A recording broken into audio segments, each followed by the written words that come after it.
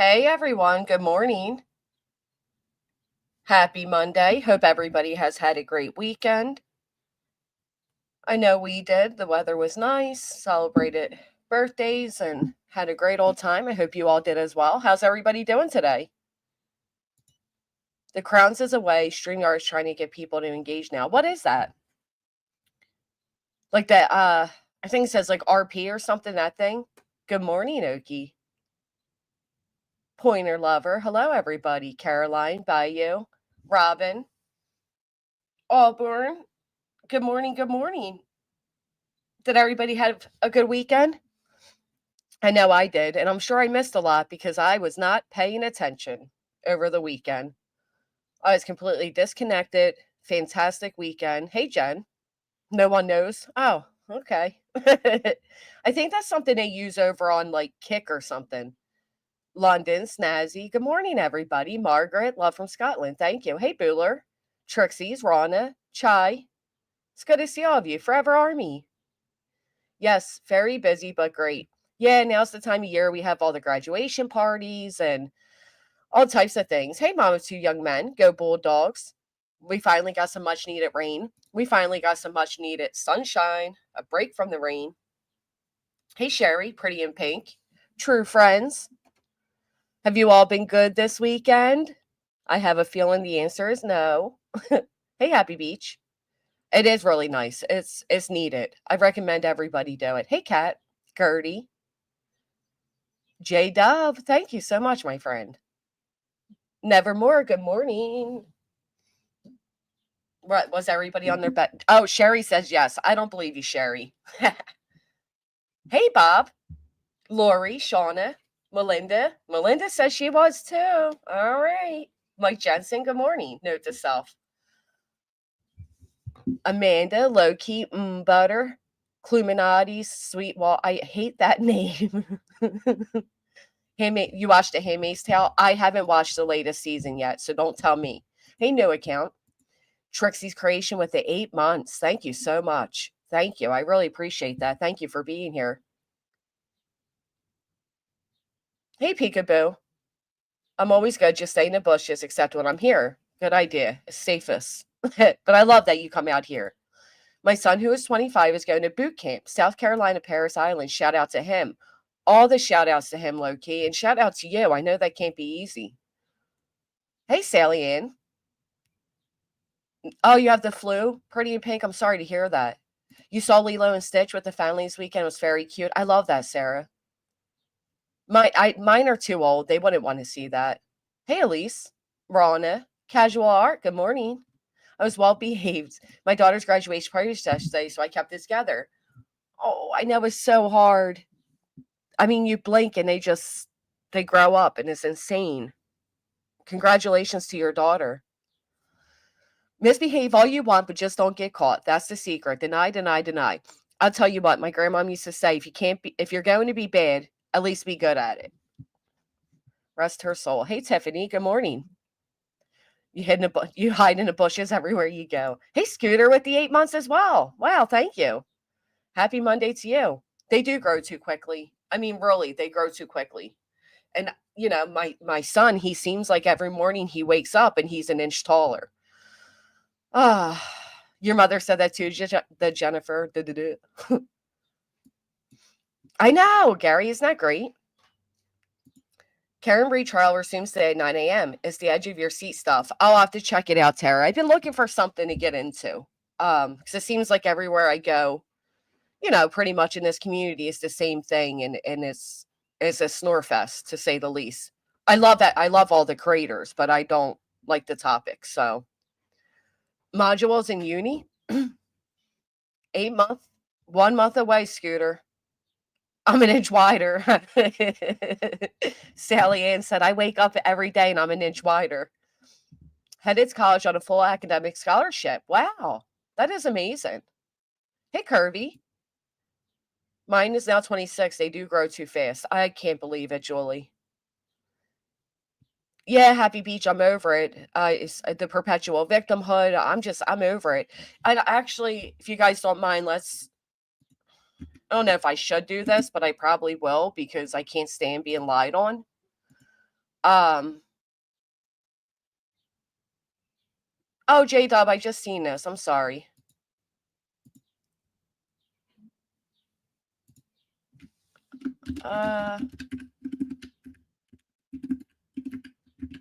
One second, guys.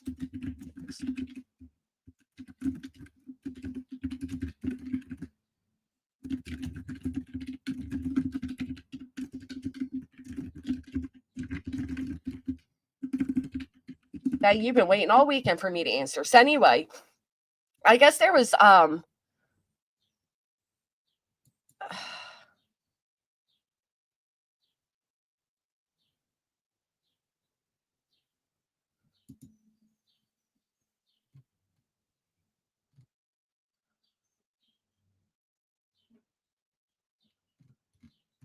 what is this? Hold on, we'll watch this together. But I guess there was some like type of argument going on that I've been in cahoots with Dark Horse because I stated that she had emailed me. So I am going to prove that to be false by typing in her name and showing you all. Do I owe this to anybody? No. Do I feel like I'm betraying her trust? Probably, but I feel like she put me in a bad place too. The baby was stubborn, Bob H. I love that. Thank you so much for being here for 10 months. Amy with the 2 months. Good morning. Granny and friends, good morning to you. So I'm going to bring you over here. So if I type in Dark Horse, even if I just type Dark Horse, right? There's only one time. And this is what it was. It had nothing to do with BJ. It had to do with my, oh, sorry. I'm blocking it. All right. So let me do that again. Type in Dark Horse. I have one email from Dark Horse. One. This was back in March 10th. And it has nothing to do with Brittany. It has to do with recovery. So just to prove I'm not in cahoots with her. I didn't even know who she was. She came up on my panel one time and I kicked her off because the topic wasn't what I was on topic about that day. And it was a bit bizarre. Have I heard the story that she's in witness protection? Yes. Can I validate it? No. So whatever people are out here doing, it has nothing to do with me. No matter how hard you try, you're not going to change the appeal. Right, new account. She was her right hand, but it's all on me. Yeah. It has nothing to do with me. Snazzy Trinkets, we got a YouTube baby. Thank you so much for being here for 9 months. Thank you. And then who else did I just highlight? Miss Steph with the 11 months with you crazy melons. Hell yeah. Is there a better place to be? I don't think so. I wish I could make my kids young for a week. Isn't that right, Casual Art? I try to enjoy every minute because I know my kids are still young in comparison. The only thing I'm going to say about it, have you let your attorney know she wiped her drama channel? Yes, and she does have a preservation letter, so it's not going to, fare well in the future, but whatever. My gosh, new account with the 40 months, still my first choice. Thank you so much. Thank you. Yeah, I think so. We've been keeping track of that since the preservation letter went out. And let me look because I have the exact numbers here. I can tell you exactly what's being raised. And we got 111 videos on the second channel gone and 144 on our regular channel. Now, the good thing is a lot of people have restreamed everything. But, that's all right. She can try what she can try. I just wanted to clear my name on being in cahoots with Dark Horse. We had one correspondence that had to do with recovery. It had nothing to do with anybody else. So, good morning, Sailor. And that's all I can show to disconnect myself from that. And it still won't be good enough, so I don't care. I'm not live all weekend. She's going back over old streams of mine. It's just, it will never end until the judge says it has to, or until she's served with the countersuit and realizes this is serious. Oh, yeah, that's some serious deleting. But you hiding, huh? Hey, Avery. Good morning, Nen. RLA. Have you guys ever been in a chat room where the first letter of somebody's name's like suddenly cut off? It's so bizarre, but it happens sometimes. And then I feel bad because I'm like spelling, I don't realize the letters cut off. You know what I mean? Some names I don't recognize. I miss her in Barbie cars. Now she wants a real one. Oh, they grow up too quick. Yeah, what is that, Gary? Trixie has it happen to them as well. It drives me crazy. Somebody has sent this to me, and I think maybe we'll take a look. Because first off, it has my name and Betty's name in it. Now I'm pretty sure they said that. Dang, all the ads on these damn sites.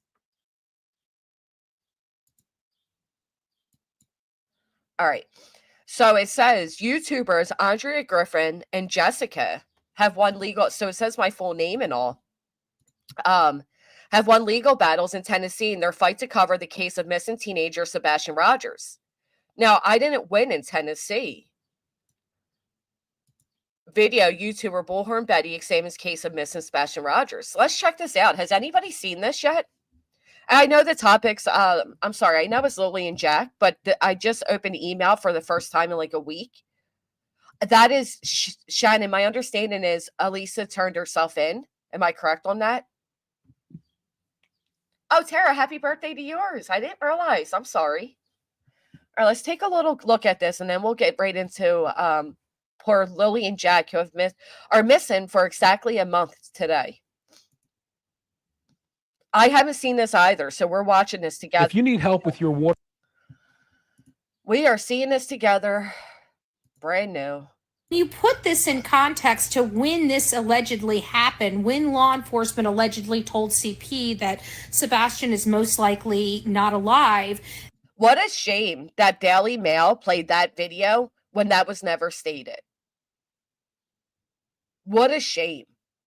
Like, why would they play that particular video when the police never told Chris Proudfoot that Sebastian likely is not alive? That is that is really bad on them, but, you know. This was, again, Chris made these statements back at the end of March, middle to end of March of 2024. Then why haven't you played them, Betty? Why hasn't anybody else heard these statements? Matter of fact, when I asked Chris Proudfoot, he said that was never stated. So, I don't know. Now you go and look at all those interviews after he made this statement, and it's like... Can we take a moment to appreciate filters? They do such beautiful things. Man, they seem so callous, so cold, so heartless. And then you add the laughs and the weird statements and, the self-preservation. And it's like, this is not like parents we've ever... Look at her. Like, what are you looking at? Why does she make herself just so, like, crazy? ...seen that heard their child might be not coming home. But that was never said, but why doesn't she feel that way about Seth Rogers? So let's read the article. Did it take you over with me? It did. All right. A toxic legal war is breaking out between the parents of missing autistic teen Sebastian Rogers and internet sleuths hunting to find him. Sebastian was last seen February 25th at his home in Hendersonville, Tennessee. Interest quickly grew in his case, leading many internet personalities and social media influencers to weigh in on what they think happened to the missing teenager. Their fascination with his mysterious disappearance quickly caught the attention of Sebastian's mother, Katie, stepfather Chris Proudfoot, and his biological father, Seth, leading them to sue 3 YouTubers who shared theories about their son's case. In August of 2024, Katie filed an order of protection against Andrea Griffin, also known as Bullhorn Betty on YouTube and TikTok, alleging that her large social media following aided her in stalking her and her family. Katie also alleged that Griffin accused her and Chris of harming Sebastian and called a YouTuber dangerous. The filing obtained by WKRN said, I never talked to these people. I never tried to interview these people. I've never knocked on their door. So this is weird because this is and I have the actual, like, I screen recorded talking to that woman. Quisenberry is her name, I think. And that's what that article is. So basically, Daily Mail just took that and made this one little snippet of this where it only mentions me, not barbecue, and it says that I won a battle in Tennessee. That's so bizarre to me. But I did win and will continue to win a battle in PA because Philadelphia freedom. Greeting hallucinations. I don't want to hallucinate, Alice, but greetings to you. It's the we for me, right? Incognito. So that was just weird. Of course they're not, but Caitlin's the only person to believe any of the green team BS. Yeah, she's a not so great reporter. And the fact that they chose to play that video that was debunked. So if Betty's saying that she has Chris saying that back in March, why not play that then? Why not show everybody where Chris said it? Because they don't, because he didn't. They always do these things. Matter of fact, talking about people doing these horrible things where they're taking like little tiny snippets and passing horrible judgment. There's this woman who I've seen do it before. I don't like her very much. I've heard many things of her, but the way she's speaking in the case of Lilly and Jack is horrific. It's horrific. Like, listen, we can say that we don't believe that Lilly and Jack's mom and stepfather, are completely innocent. We can speculate that they were neglectful because that's actually factual. We can say all those things, but this woman is literally saying some horrific things based off of nothing. And I think in a lot of these cases, people project. They project the way they live. They project the way they do things. And that's how they end up where they're at through their own, and we all do that, right? We all do that to an extent. We put a little bit of our own life experiences into everything we talk about and, the way we see things. But this woman's just out here making up fantasies, quite frankly. I mean, she's talking about, oh my gosh, their eyes are pinpoint. They must be meth heads. And their eyes are pinpoint because they're outside in the sun. But okay. Allegedly speculating. Welcome back. Thank you so much for renewing your membership. Good morning. And no, I never heard that statement come from Chris. Me either, Candily. So that was weird. I just wanted to pull that up because I seen it in my email. I will get to the rest of my emails today. And also just to clarify another thing, I have yet to even speak to Julie Skolnick. She mentioned that she emailed me on Saturday, but unfortunately when she said it to me, I was out, so I didn't even see it. Was it Saturday or Friday? So whatever. So I never even spoke to her. So whatever she's doing also has nothing to do with me. Let's knock it off with that. And let's hit the thumbs up. Are you guys ready to hear the latest on Lilly and Jack? It's actually really sad. Hey, T-Dub. We are 31 days in, a full month since Lilly and Jack Sullivan were reported missing on May 2nd. Some new information has come out, no solid answers, but let's take a look. So let's go over to here. I uploaded Daniel talking to the news. This is like the latest update. And he says a few interesting things. I will be making a video shortly after this to go over a few things that I found. Thank you, Curvy, for being 203. Susan Trapp hit that thumbs up. Soya, good morning to you. And good morning, Susan. Hey, Sarah. Absolutely. Prayers for Lilly and Jack. Good morning, Danny. All right, let's take a little gander at this. It's been 4 weeks since Daniel Martell has seen his stepchildren. 6-year-old Lilly and 4-year-old Jack Sullivan were reported missing Friday, May 2nd, after they wandered out of their Pictou County home. They have not been found after weeks of... See, even right there, she says after they wandered out of their home. So for some reason, it seems like most are still leaning towards that. ...sense of searching the heavily wooded area. Every day when I wake up, it's just... feels like I'm reliving a nightmare of May 2nd. But the main... Now, I'm going to try really hard to not tear this guy apart too much. He is Marshall Dove. So he wants to do Hershey Park, and I couldn't play in that last minute, so he's still going to get a little birthday celebration. But we had a nice day of, we went out to eat, then we went to Putt Putt. We ended it with ice cream, and it was really nice. They spent the whole weekend searching, Scooter, But what he says here is, every day he wakes up and he feels like he's living the nightmare of May 2nd. And I thought that was so bizarre because the nightmare never ended, right? So you're not reliving that whole day over unless this guy's of short, words and he's just not explaining himself correctly. Main feelings from sadness have just turned to anger because there's no evidence as of after 1 month. All right, hold on.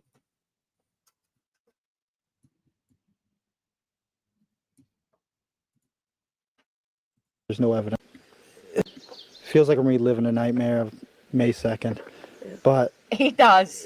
The main feelings from sadness have just turned to anger because there's no evidence as of after 1 month. And it's really taken a toll. On Friday. So no evidence as of 1 month. That's saying a lot because unless they're not giving him updates, he would be in the full no. And obviously, there's no evidence. Thank you so much, Shay. Why did she turn herself in if they wandered off? What do you mean, Chris? Oh, are you talking about what I said earlier in the stream? I'm sorry, that was about another missing 15-year-old who turned herself in Canada. That wasn't about Malaya, the mother. Either did I. It was so exciting, allegedly. I had no idea. Right, Pistol Amy P. Davison does look rough. But I can see the resemblance here. Thank you, allegedly speculating. I appreciate that. And I appreciate you all being here. I really do.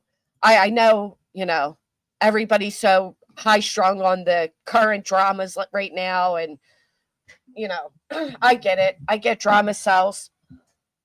So I appreciate when you guys tune in for a topic that's different. It really means a lot to me. And I just want to thank you all again for being here. Yeah, I do too, Katie. Hey, Butter Crimpet. What's up, Captain Kurt? I see you're out here causing havoc, my friend. Oh my gosh, I said my friend. She'll say that we're in cahoots. The other Brooke, good morning. Actually, you know what, Captain Kurt? Let's not forget, Captain Kurt was wrenched so that he could drop a link, okay? It's not because we're in some secret communications and we're super close. He was wrenched so that he could drop a link. So let's get that understood. My other mods, they've been with me for 4 years. We are friends. We're a close-knit group. But Captain Kurt is an honorary wrench. Not because we speak behind the scenes. 231, thank you, Mystic Butterfly. Sarah Q at the 3 months. Bring those babies to justice. I'm telling you. Right when we're done this video, we're going to get into it. I want to know what you all think. I want to know what you all truly feel happened. Shannon, welcome to the MFers. We are so happy to have you here. Thank you. Stassi is always you always come out here. Oh, I'm always here, just in the bushes today. Jenny's with the 1 month. Good morning. Thank you for being here. Right, exactly. You've been a great mod, and we're honored to have you. You're an honorary mod. Thank you. Yeah, we don't delete comments much over here. That's one thing we don't really do is moderate. Thank you, London girl. I do feel very fortunate to have the mods I have. They're good people. Friday, RCMP say ground search and rescue crews and police will return to the area this weekend, focusing on a nearby pipeline trail where a boot print was previously located. So that would have been this weekend that just passed. So they were going by the pipeline trail. There was a boot print that was found there, but the dogs never got a scent from it. It never led to anywhere. I don't know what the relevancy in that would be. I don't know if they never clarified if it was a child boot print. Was it a man boot print? Do they think that the children were put into can it? I don't even know what a pipeline looks like. Hold on. Oh,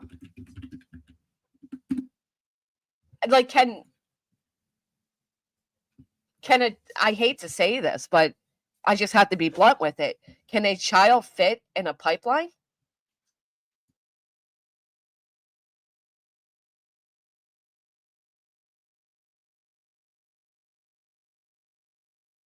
I know that's a little graphic, my friends, and I do apologize. Hey, Mayor. Hey, Malers. Good morning. Good morning, everybody. He didn't actually say that, Marshall Dove, where we're going to play it in a minute. It's underground. Maybe any fresh footprint stands out. Tara says yes. Marshall says there, I would assume. Katie, what do you think then? If your dad used to work on pipelines, depends the pipeline, gas pipelines. Okay. Thank you, Bat Brad. I know it. Don't I know it? You guys are my homies. I appreciate you. It is a scary thought, and I hate to mention it, but I want to know how big it is. What type of footprint was it? Was it one of the children's boot prints, or was it an adult's boot print?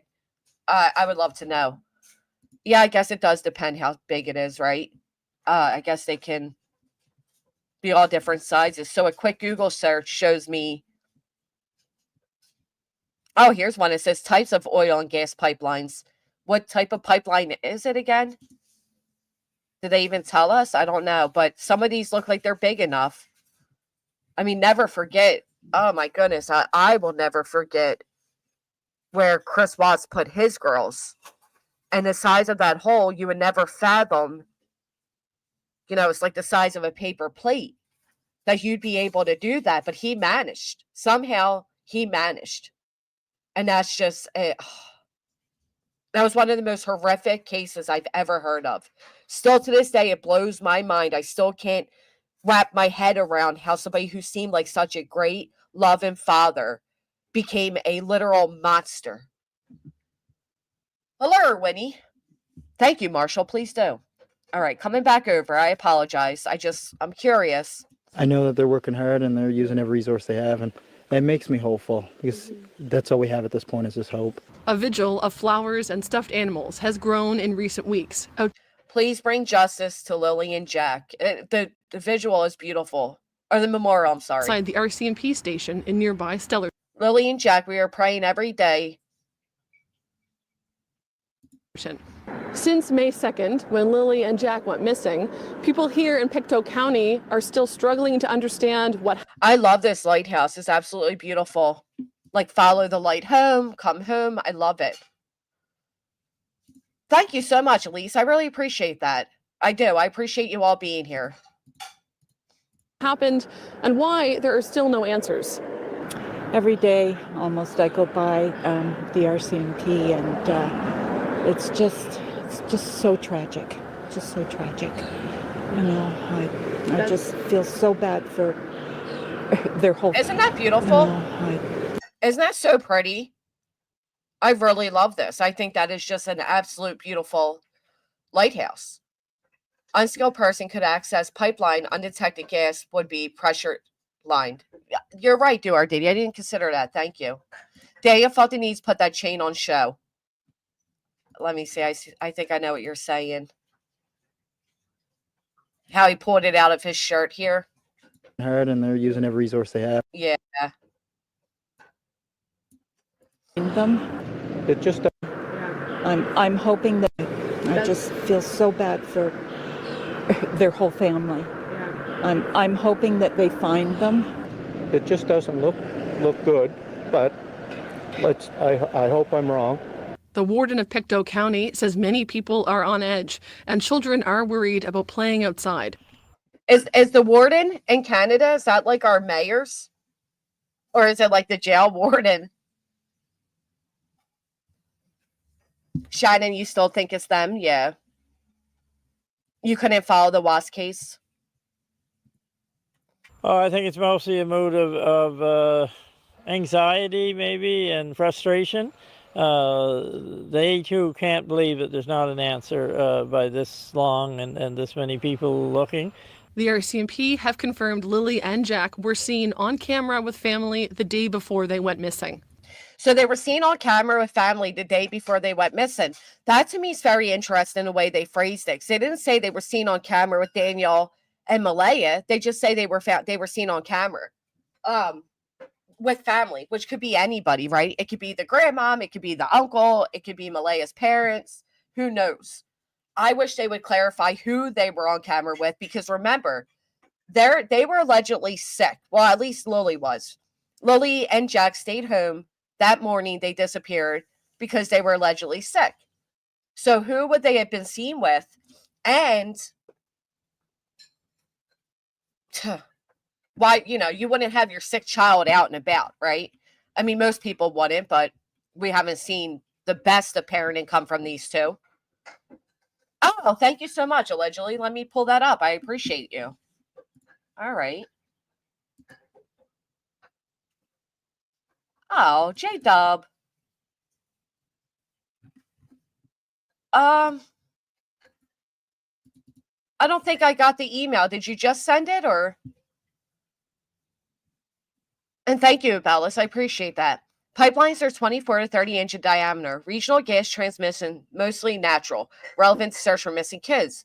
Pipelines have clear corridors, remote low traffic zones, access roads that... You're confusing me, girl. Are we on that much of a delay? Hey, Kat. Warden is similar as a mayor. Thank you. Tory Stratford case. It's a little similar as far as the parents. Oh, you know what? It might be me. It's my email's weird. Hold on. It's 2 S's spelled wrong because that's your girl. Hey, Mouse. Good to see you. Access roads are not monitored, making them noteworthy in criminal investigations. Wow. But the mom is being truthful. It sounded like the kids were ready to go and wellies and bags as they just laid in bed. Maybe they did just leave. So I know this is just speculation. It's a rumor. But it's being stated that Malaya called them out of school at 6 a.m. that morning, which would mean that Malaya was awake at 6 a.m. to call them out of school, but yet she never laid eyes on her 2 children that morning. That still just blows my mind. I mean, we're talking nearly 10 a.m., and you've never laid eyes on your 4 and 6-year-old? Really? Lovey, we've had a baby. Thank you so much for being with us for 9 months. I really appreciate you. Thank you. Hey, Megan. Fascinating Canadian interrogation. Oh, was it the gentleman, the army guy? All right, so. Police are asking anyone who was on Gairloch Road between April 28th and May 2nd to share their dash cam or other footage with RCMP. What do you guys think of the fact that they're the dates they're asking for? Do you find anything weird about that? April 28th to May 2nd? Do you think that they're looking for maybe a vehicle that's repeatedly seen on the road? Do you think maybe they're thinking the kids were kind of being spied on to be kidnapped? What do you think of that? Oh, Cupcake. Stop that. Thank you so much. Chai with the 8 months. Thank you. You guys are making me feel special this morning. Thank you. Baby may have had her up all night. The baby's like 18 months old, though. It's not like it's an 8-month-old baby. 18 months old, they kind of, yeah, but, you know, if the baby's sick, yeah, sure, we don't know. That hasn't been stated to us. Susan says looking for vehicles. Yeah, looking for someone circling the area. You're thinking they were likely stalked. They're probably looking for out-of-place vehicles. It can mean a few things. Well, what do you think, Pretty in Pink? Elaborate. Callie. Or a shady friend. Very odd that if they were seen the day before, I think they were looking for a lurker. Yeah. Jeremiah has spied on to be kidnapped. I wish they would say family members seen with children. Like, elaborate, right? Was it mom? Was it him? Was it anybody? It shows a sense. All right, let me check. Okay. Sorry. Maybe I just have to refresh the email.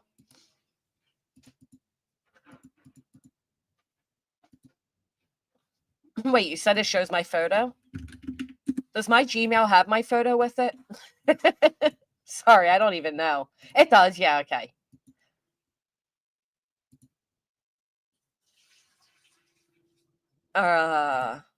So weird. I didn't get it. I don't know what's going on.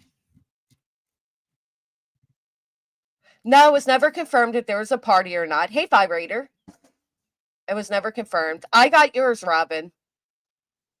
I did not get allegedly's. That's so weird. Let me try typing your name in and see if it works that way.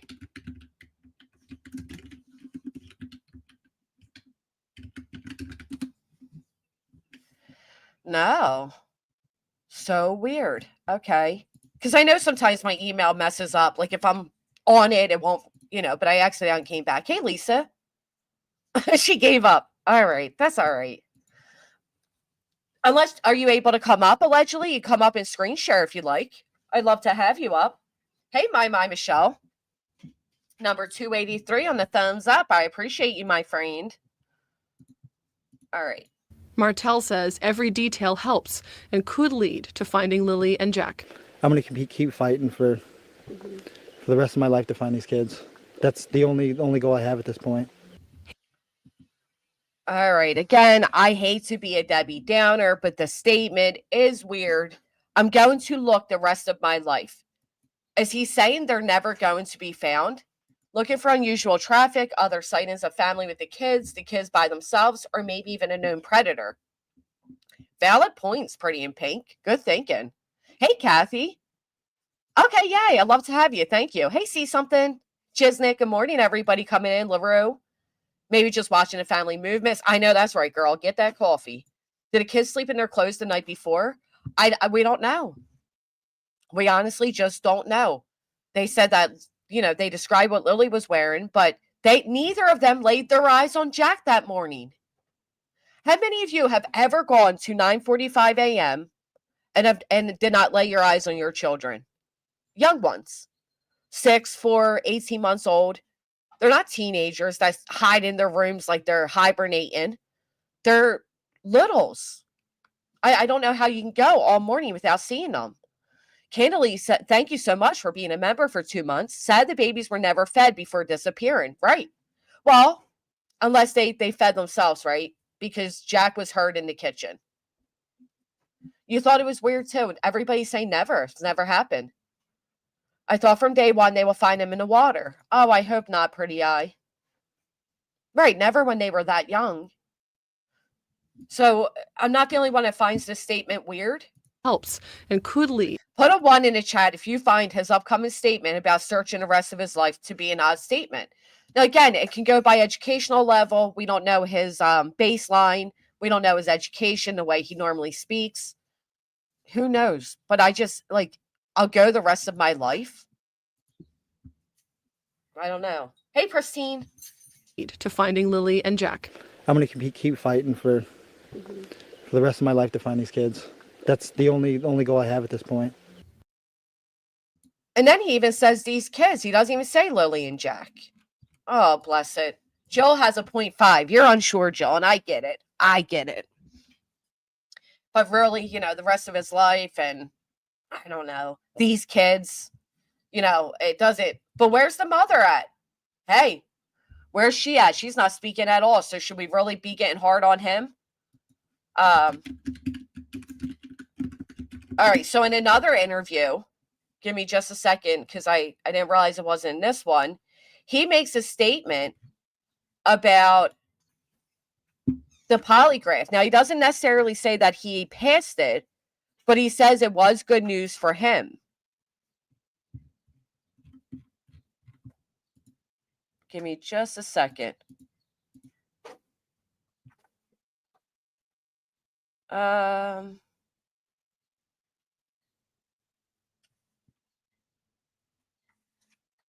It's not this one. Hold on.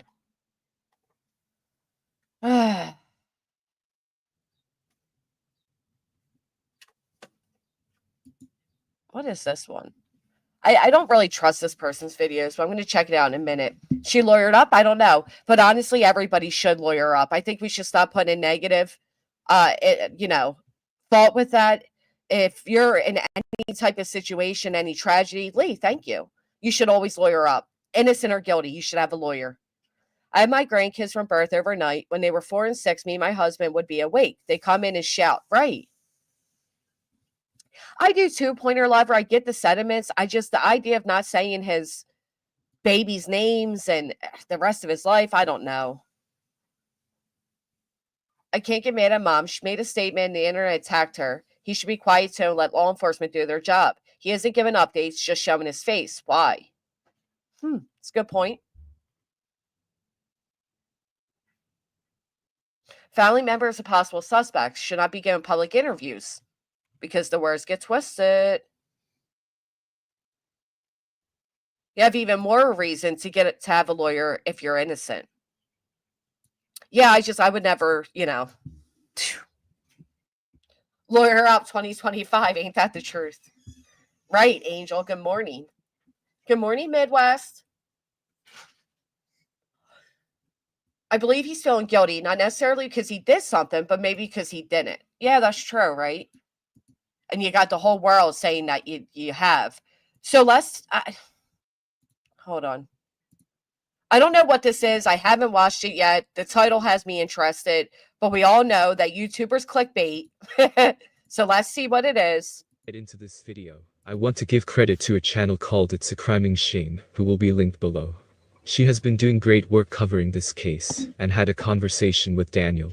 The texts were put out on her channel, but has since been... What do you guys think of that? What do you guys think of creators having conversations with people that are involved? Now, I know over here, many people have had conversations with Seth Rogers. Many people have had conversations with Chris Proudfoot, but people had conversations with the Wells. I don't know. What do you think of it? Or better, I should say, what do you think of people doing it and then putting the messages out? Let's hear the mess first. Let's hear it. Removed because of the hate Malaya started getting online, and people twisting the text to suit their own narrative.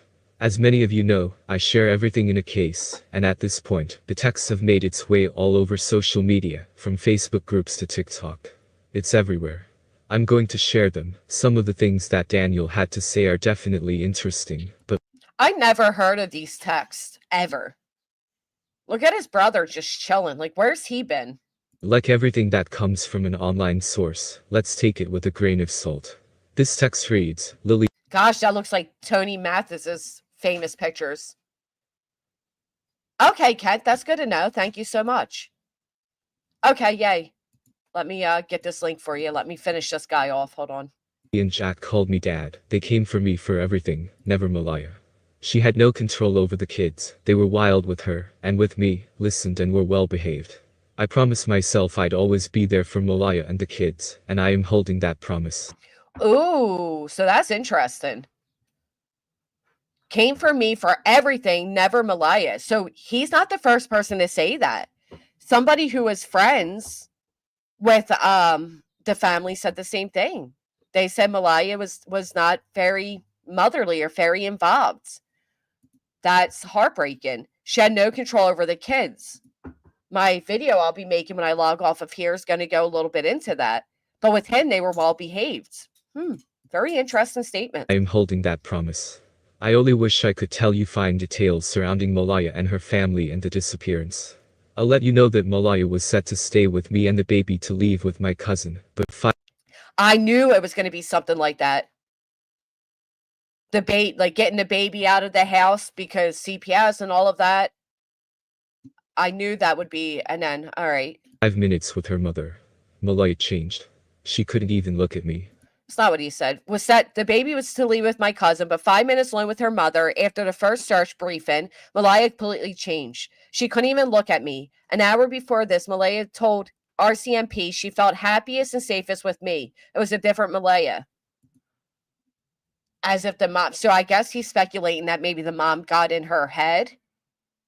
That could be many different things. He also added that Malaya is not doing media. She has a lawyer that is the chief. For her. Well, I don't know what that says. Hold on. If I can get this out of my way. That is the chief's brother from the reserve she belongs to. In another interesting message, we hear too. In another interesting. All right. Brother from the reserve Get she away. belongs to. Something to leave and says Malaya is not doing media. They have a lawyer that's the chief's brother from the reserve she belongs to. Lilly and Jack were granted as soon as the disappearance happened, but were denied multiple times in the past. Lilly and Jack were granted as soon as the disappearance happened. What, granted access to the reserve? What does that mean? They were granted as soon as the disappearance happened, but were denied multiple times in the past. Let me drop this allegedly. Maybe you have an idea. If anybody has an idea, what does that mean? Like the reserve didn't claim them before, but now claims the children? Meta was not granted status.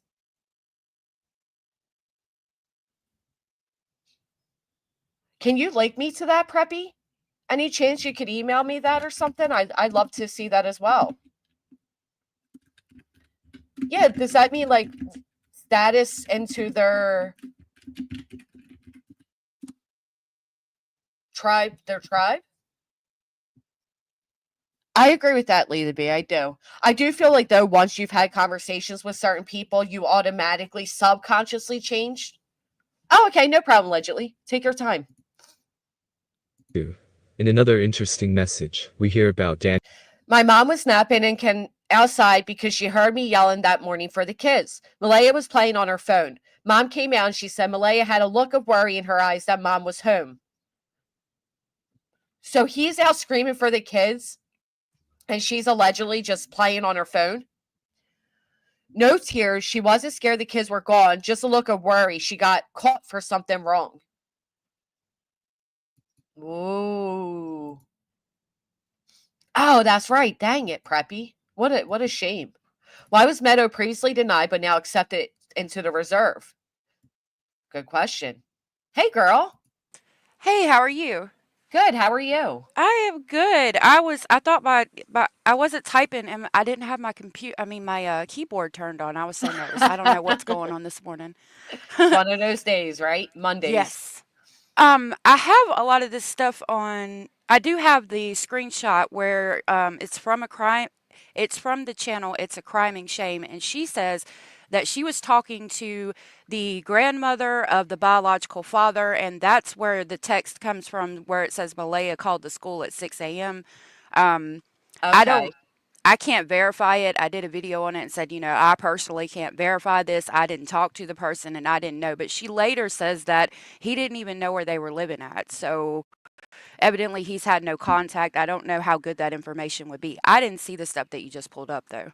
Yeah, this is really interesting, like especially this part. He says my mom was napping and came outside because she heard me yelling that morning for the kids. Malaya was playing on her phone. So as he's screaming for the kids, she's on her phone. He says mom came out and she said Malaya had a look of worry in her eyes that mom was home. No tears. She wasn't scared the kids were gone. Just a look of worry she got caught for something wrong. I think that's really interesting because in the article it says that they were going over areas that they ground searched and she went to an ambulance and sat there and then left immediately with her mom. So that could be accurate. Yeah, well, he brings up something like that too, because that's right. During she left early during the briefing and was found in the back of the ambulance. Mhm.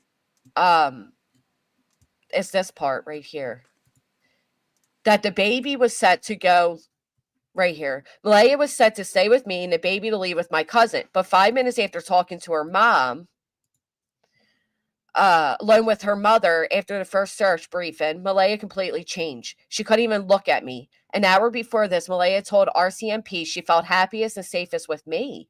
It was a different Malaya.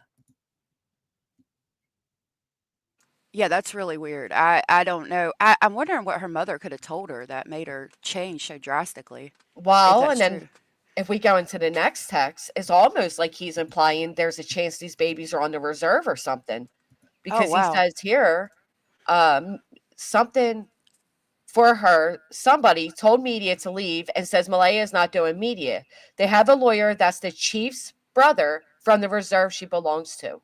Lilly and Jack were granted as soon as this appearance happened, but were denied multiple times in the past. Really? Granted That's status into the reserve. right. Or I'm sorry, the tribe. Wow. That's really interesting. Can we verify? I mean, I know we can't because I guess because we'd have to go on the word of this person, and I don't know if this person could verify it. If it's true, it's really interesting. Yeah, I agree with you. All right, let's see what the next one says. That was when my mom was napping outside. She didn't have a look, like she got caught for something. So that's pretty much all of them. Oh, wait.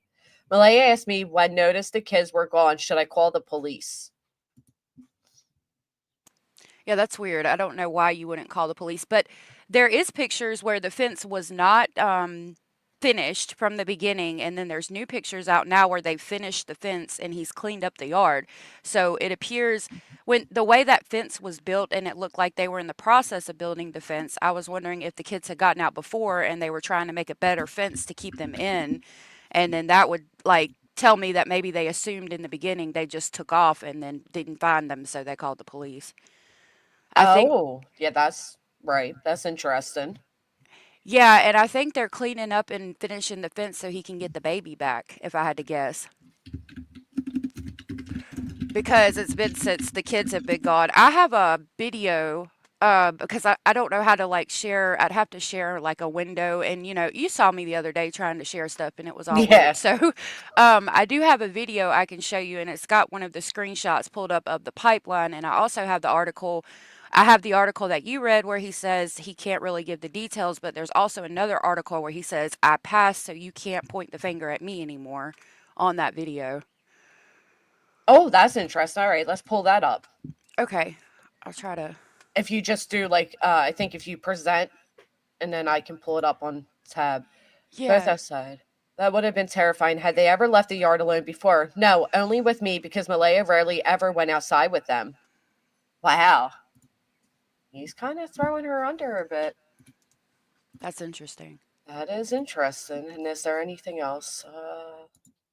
I love her more than anything. That will never change. I'm waiting for that chance to relive our first date over waterfalls and a walk on Big Island Beach with the Daniel you first met.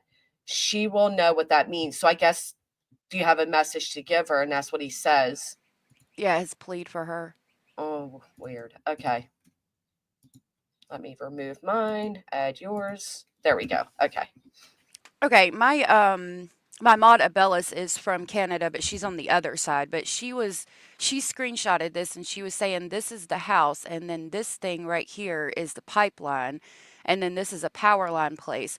We were assuming in the beginning, but then we found out that she said she saw an article and it looked very similar to what we had drawn here. So I think she was correct. Now, from the house to number 2, which is what we assume to be the pipeline, this thing right here, it was about a little over 1 kilometer. And then to number 1, which is the power line thing right here, it was around 3 kilometers. From what I heard, they found the original boot print by the pipeline area, which is this, and it's underground from what I've been told. And then Kent came into my chat the other day and said supposedly there was 2 eroded boot prints found, and that's why they were redoing the search this past Saturday. And they had said before in articles they weren't going to do any more searches unless the investigation led that way. So I believe there could have been more boot prints found. And then I'll pull up Which the is why article. you think they would go do more searches? I do, because they had said that they weren't going to do any more searches, and then they said that unless the investigation led that way, and then all of a sudden they're doing another search, so that makes me think that they found something because they weren't going to do any unless the investigation led that way. So something had to happen to make them want to do another search, and I think it's very possible that it could be another boot prints. Interesting. Yeah, I'm going to try to pull up this article. That was the one that you read, but this one of them says, oh my goodness. Hey, Chantel. Hey, Angel, Agent. Moi, good morning, girlfriend. Okay. I don't know which one it was. Sorry, I should have had No, this you're together. fine. No, it's a last minute thing. No worries. I think they're backtracking evidence, little mama. That's interesting. Hey, Revival. Captain Alabama. Sorry. Happy no, you're good. birthday, Captain Alabama. I didn't mean to interrupt. I'm sorry. No, you're fine. You're fine. Okay, on this article that I have pulled up, and I can send you this article, but about in the middle of the page, if you can see my mouse, it says, Martell had asked RCMP for a polygraph test earlier in the investigation. He told CBC News he passed that test, so, quote, you really can't point fingers at me anymore, unquote. RCMP previously declined to say whether a polygraph would be administered. Ooh. That's very interesting. And then look at this one. There was no drug party the day before the disappearance. He said that's that's absolute nonsense. Yep.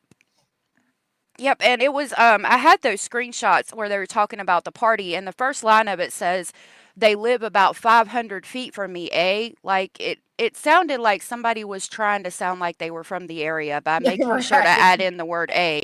So I was like, yeah, I was like, I don't know about that.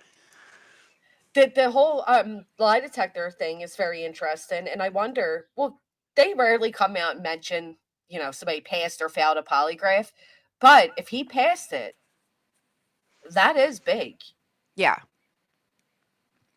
I would like to know if Malaya passed it, but I've thought about it. I don't know if Malaya can necessarily do something or know about something without him being aware of it, especially now if he's passed a polygraph. Yeah, I wonder if they've had any contact at all. Probably not. I don't know. I don't think so either. Wow, thank you so much. Just about to drive, but I'm listening. Much love as always. Much love to you too. Take things out of trash and do a couple. All right, new account. Have a great day. So, what do you think with this? Like, what does your gut tell you took place? I think because they were going to get footage from neighbors in the area, the trail cam footage, I think that they got up that morning, their parents weren't getting up, so they were like, we're going to go to school and get something to eat, basically. So they got their stuff. She got her book bag. She got her brother. They walked to the end of the driveway to catch the bus, but, children don't know time frames, so the bus had already gone, and somebody else possibly picked them up, and I think the police might be leaning that way because they were asking for trail cam footage. But then we got this new information about the footprints along the pipeline, and I'm not sure. Mm. I wish they would elaborate. Was it children's footprints or a grown person's footprints? Was it an adult or a child? I would think it would be a child, and I think I've heard a child, but I can't verify it. I haven't seen any news articles to say that even the two eroded footprints were found, but I don't know. That's a good question because it would tell us if somebody else was walking the pipeline and could have picked them up in the woods. Right. And I know this has since come out that this is the actual boots that they were wearing. Oh, wow. Yeah, they're adorable. They are. Makes Oh me my so gosh. sad. So these are the actual boots that they had on that morning. And Wow. yeah, I would love to know, would it be her, like I said, adult prints, or was it the children? Right. Daniel I don't. also, oh, so that's right. So Kent just wrote this comment. Malaya's mother is screening phone calls because Daniel's cousin called from an unknown number, and Malaya's mother answered phone saying, Malaya's phone, who is this? Daniel also told that it wasn't posted, but we talked about it last night. He told Crying Shame that the backpack that is gone is one that she takes outside to play treasure hunt. It had toys in it. Yeah, Kent told me about the eroded boot prints. And I believe that. I believe that it could be possible that my children have book bags that they take outside full of toys to do the same thing. So I think it's very possible. I can pull up that text from It's a Crime and Shame when we went over it and show you what she pulled up. But Oh, yeah, if you could, that would be great. yeah, no problem. I'll have to go to my live stream. That's true. May says anyone can say they passed a poly. Do you want me to take you off this? Oh no, it's just your live. Okay. Anyone Yeah. can say they passed a poly. That is true, and the police can also tell you passed when you didn't. So, just Oh, keep that wow. in mind. Well, I would think if he failed the polygraph, they would be like zeroing in on him, and he would Mhm. either be arrested or we would see him being arrested soon. And I'm curious if Malay is going to take one or not. Me too, because she just left and rolled out. I don't know how she did that because I mean, even if I was arguing with somebody, I would still be in the search area and just be like, "Leave me alone" or something while I look for my kids. Right. It's like the safest place you can be because there's police everywhere. But she packed up and left the very next day, like when all the big search was taking place and everything. It's not like she was alone with Daniel. There was all the searchers there. She could have stayed and searched and then, left for the night and came back or something. But she has not been back to the property since she left Saturday morning. I was just thinking while you were saying that about what you just said about them being accepted finally. I'm wondering Mhm. if, this is just speculation. I cannot verify it. It's just what I'm thinking. I'm wondering if her mom came and was like, look at what's happened now. I keep telling you, not to be here, not to be with this person or live this lifestyle or whatever. Look what's happened. If you leave with me right now, you can come home and you'll be accepted back onto the reservation and we'll accept the kids and we'll find the kids, but you have to leave right now with me and not talk to him ever again. And I'm Well, wondering if maybe something like that happened. I could see that, but here's the thing to remember: Meadows still is not accepted. Oh, Mm-hmm. Yeah, that's a big difference. Yeah, that blows that out of the water then. Yep. Because I was thinking the same thing. Like it could be like, you're going to come stay with me. And when the children are found, this is where you guys are going to stay. And so they accept them. Right. But Meadow wasn't accepted. I wonder why. Maybe because it's Daniel's child. But then, I mean, the other father doesn't have anything to do with them either, from what I've heard. Right. It wouldn't, I couldn't fathom being like, yeah, we'll accept these kids, but not this child based Right. on who the father is. Right. Well, It's and that's what crazy. I was leaning towards. It sounded like Daniel was leaning towards there's something shady going on with the whole tribe aspect of it. I don't know. I mean, I don't know. He would know obviously more than any of us would, but looking as being on the outside looking in, would he think it's weird anyway? I mean, because they have their own rules, their own police or whatever. I don't know what his perception of that place is, but maybe, I don't know. Mm. I think that stuff's really cool, but some people, might find it questionable, I guess. You don't have to request a polygraph, right? You don't have to request it, but the fact that he did request one and they flew one in just for him says a lot. The mom could have left with Lilly and Jack at any time. Daniel was not their father. I agree with that. Yeah. If they're dumped there, no one will ever find the children. Mina's Bassin, have you ever heard of that? No, but Abellis was talking about like caves and wells in the area, like if they could have fallen in or something like that. I don't know what that is though. I would love Oh, to know. it looks like, I just Googled it. It looks like it's a body of water. Like, wait, it just changed. I guess it Yeah. changes based on location. Duh. It just means body of water. Okay. There's like 3 big bodies of water in the area that we've seen on the maps. Ah, man. Yeah, but they search the waterways too. But I mean, little Yeah. bodies, you just never know. I think if they were out in the woods, that pamper would have been found because he would have took it off or it would have fallen off being so full of mess and them dogs would have Mhm. smelled it, in my opinion.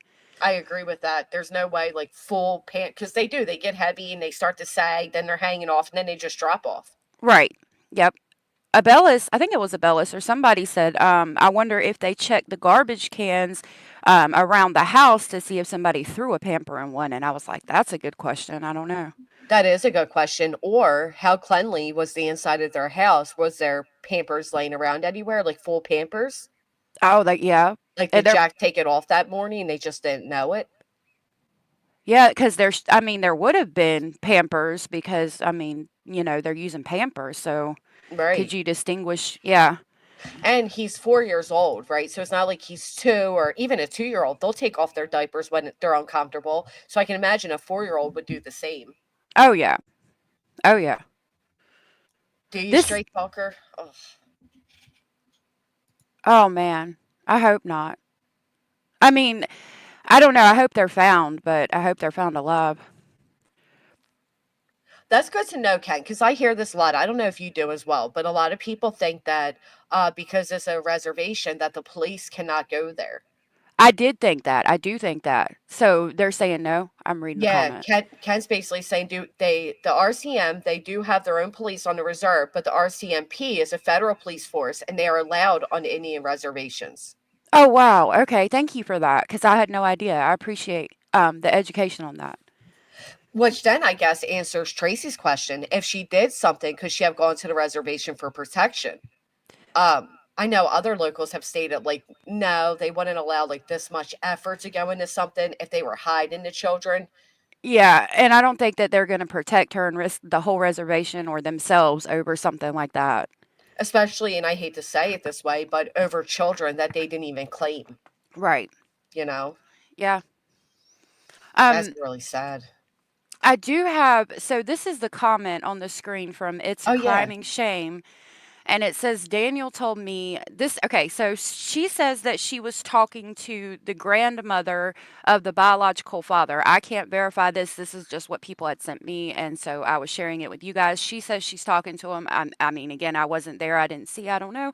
But the The text says Daniel told me the day we talked that Malaya left a message around 6 in the morning on May 2nd to the school switchboard to say they wouldn't be in school, which I mean, I personally think could be very possible because she could have been up and down with the baby and left a message Mm-hmm. like that. But I don't know. I mean, I think she very well could have been up at 6 o'clock in the morning, called and said, they're not going to be in school, and then lay back down.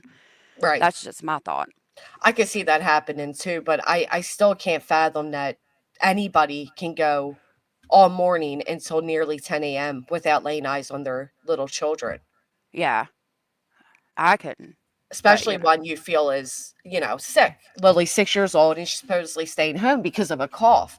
Now, Ken right. said earlier that the blanket that was found, the cousin came forward and said that it was Lily's blanket. Half of it was in a tree and half of it was in the trash. Oh, wow. Okay. So I had heard about the blanket early on, but I hadn't heard, I'd never heard if it was verified. People were talking about a headband and some other stuff, and that went off the rails. And I was like, whoa. But that was the only thing I heard. I'd never heard about a blanket. So that's Yeah. interesting. Because I know the searchers found a pink blanket, and Daniel said no, they didn't have a pink blanket. But there's a photo of the children, and in the background is the pink blanket. Oh, wow. Yeah. Hey, Ellie. Now, I do agree with this. At the very minimum, it should be neglect, right? Oh, yeah. It's 10 a.m., all of that good stuff. What I also find interesting, though, is if Daniel did pass the polygraph or whatever and, kind of cleared his name in that aspect, why is he the one being kept from the baby? Probably. Well, I'm thinking if CPS came into the house and it was a wreck or whatever, my original thought was CPS would take the baby out of the situation altogether, and then they would have to comply with CPS rules and regulation to get the child back. Right. And so I'm thinking that's why they're cleaning up and the fence and things like that. I have pictures of that, but I don't know if I can pull them up. I'll try to email them to you, showing the fence before and the fence fixed and the yard clean and things like that. Yeah, but that wouldn't prevent visitation.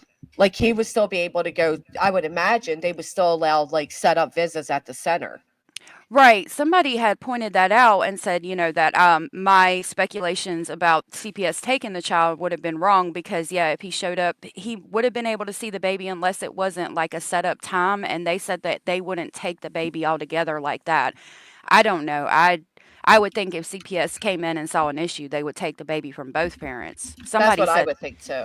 yeah, And then McAfee is saying he never actually said he passed the polygraph.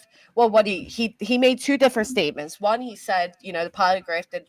I'm not quoting, but that it went in his favor basically. And the other one, what did he say? You can no longer point fingers at me. right. He said, I passed. You can no longer point fingers at me. I can go back to that video or I can send you the articles in the description of that video. I have both articles. One's from MSN and I think one's from CBC. I was going to show this. Lord have mercy. I don't know if I can read it because it's so small on my screen, but this is the other messages I have. These are the only two I have because I told people, I'm not going to sit here and go through all her messages. You guys can go check her out. It's since been deleted, and I'm not going to be able to read it, but basically it says that when the grandmother talked to the son, he said he wasn't even aware that they were living there in that house with Daniel, and they'd been living there for 3 years. So I found it odd, and at that point I said, well, what can the grandmother really tell us if the dad didn't even know that they were living in a house where they had been living for 3 years? Like, that tells me Right. how much contact they had. And that's the bio dad. Mm-hmm. Yeah. Supposedly. Right. So, if he and she doesn't even know where the children have been living, then what good use would anything they say be? Right. That was my thought on that. And that's where he says he passed the polygraph and talked about the party. But I'll send you the links if you want them. Yeah, no, it's right here. It says he asked RCMP for a polygraph test earlier in the investigation. He told CBC News he passed that test. So you can't really point fingers at me anymore. And you're right. A polygraph is a pass or fail. It determines deception. But, in layman's terms, you do say, like, I passed or I failed. Right. He was not deceptive, I would assume. Right. Thank you, Jeep and Nana. I can't get past the fact that these two very small children just vanished the day of their the morning of on their property. I get that they're saying they were seen with family the day before, which narrows down. So a lot of people are speculating because they missed so many days of school. Maybe they vanished sooner than then. What do you Right. think? I'm asking for more cam footage from the 28th till May 2nd. Um, I think that they're going to try to see if anybody was in the area, kind of hanging out and just lingering around. Like somebody Um, snooping and kind of, Yeah, you know, waiting for doing it. their opportunity to snatch the kids because I think the kids were allowed to play outside. I think they felt safe because it was such a rural area. And I Mhm. think they might have let the kids play outside by themselves quite a lot. And somebody might have seen that and been waiting for their opportunity to strike and hanging out in the area. So I think they're trying to see if somebody was in the area. I believe that as well too, because for many reasons. One, how many of us allow our children to kind of go into our backyard or our front yard, and you're standing at the kitchen window, you're doing dishes, you're watching them play outside there. And I Yep. live in an area where I'm surrounded by people. They're in such a secluded area. I don't believe for 1 minute those children did not play outside without supervision. Right. We were talking about it and I admitted there's like 10 acres here and like there's like a shut down facility, a factory on the other side. There's nothing out here. It's very rural. Now my kids are older, but they're outside in the woods playing all the time. I watch them and I keep an eye on them and we're safe. But I mean, before hearing this, I wasn't as on top of them as I should have been. Um, so because it's just so rural and I let them play and I would watch from the window, like you said. And, it's just crazy because you do feel safe when you're out here in the sticks and there's nothing around and the kids are building a fort in the woods or whatever. You don't think, you think you're safer than you would be in the middle of town or something. Right. I mean, they had a swing set out back. They had the buckets with the shovels so the kids could play in the dirt. Plus, you got his mother on the property as well. Right. You don't fathom these type of things would happen. And the fact that they both emphasize so much that they don't allow them to play outside alone was bizarre to me. Yeah. And then the one time that they do go outside by themselves is also the one time they magically shut the door. Right. Because he brought that up that they would never shut the door behind them and that he Right. was always reminding them, which I found again bizarre because if they weren't going outside alone, why would they have to open well, I guess if the family's outside playing, they're running in and out for drinks or snacks. Now, I think they were allowed to play in the backyard by themselves, and he told them to shut the door. I Yeah, do, I agree with honestly. that. hmm Um, So about the blanket, Ken said the mother brought it to the attention of the searchers on the Saturday morning. A piece was down on the side of the road. She said it was Lily's, but Daniel said it wasn't. Well, I would trust the mother to know more because she would be more, Detail taking. oriented. Yeah. Right. That's interesting. I didn't know that. I do agree that the slide-in doors normally, especially, I mean, it doesn't look like they had much upkeep on their house. And slide-in doors can get like They are rusty heavy. over time and they're heavy and Mm-hmm. I don't know. Yeah, it would be heavy for them to shut, I would think, because we have one, and a little one like that couldn't shut it. My kids are all older, but yeah. Yeah. I do, and well, not just Daniel didn't just immediately jump to abduction, so did Malaya. They both immediately said, "We want an Amber Alert. They could be across the border." They immediately both screamed like abduction. And what do you think about the fact that they both stated in roundabout ways that the children would be easy to kidnap? I don't know. I think that wanting an Amber Alert immediately was to try to cover all bases because I think they found them and they went to the areas that they thought they would initially be at and they know they wouldn't travel past X point or whatever. So they know the kids well enough to say they've probably been abducted. And I think that that's why they were so adamant about an Amber Alert. Now, Mm, being, talking about like getting along with people, Lily is a screamer. Even the bus driver said it. mhm. So I would think if anybody came up to her, whether it be a happy scream or a scared scream, somebody would have heard her screaming. um I I think, mean, that's a good point. yeah, I think that they might have been used to people and hanging around with people. They might have went with somebody, but I think you still would have heard her hollering and screaming because that was her way of communicating. I don't know how they were asleep at 10 o'clock with her up the way she screams. I would think they would Well, be up. and that's what they said. They would always tell them like, "Be quiet. The baby's sleeping." Mm-hmm. So Yoga Mama says, I don't know why everyone's giving her a bad time for not getting up. Days when my baby was sick and up all night, I did get up, feed them, and let them play, and they'd come in my bed in a movie. But that's the difference there, Yoga Mama. You Mm-hmm. said that you did get up, you fed them, and let them play, and had them back in the room with you. It was never stated that the baby, the infant, was sick. It was only stated that Lily had a cough. Others speculated the baby was sick, but nobody came out directly and has said that. Not only that, but like you said, you'd at least get up and see them. They didn't even do that much. Right. You would get up and get them something to eat, change the pamper, and maybe put a movie on, and then lay back down with the younger ones. That's what I did. And Right. yeah, but that wasn't done. And the dispatch audio says the last time they were seen was 8 o'clock in the morning in their Yep. room, and 911 wasn't called till like between 9:40 and 10 o'clock. Mhm. And people have talked about the discrepancies. I don't know if I would tell the media that actually the last time I saw my child was 8 o'clock in the morning and then called till 10. So I think that they Right. could have been covering up for neglectful parenting. Slightly neglectful. I try to say slightly neglectful because I don't think that they were like horrendously neglectful, but there's some things that probably should have been done a little better in my opinion. Right, just lazy at best. Right. Midwest, thank you so much. And Peppermint Patty has a good point.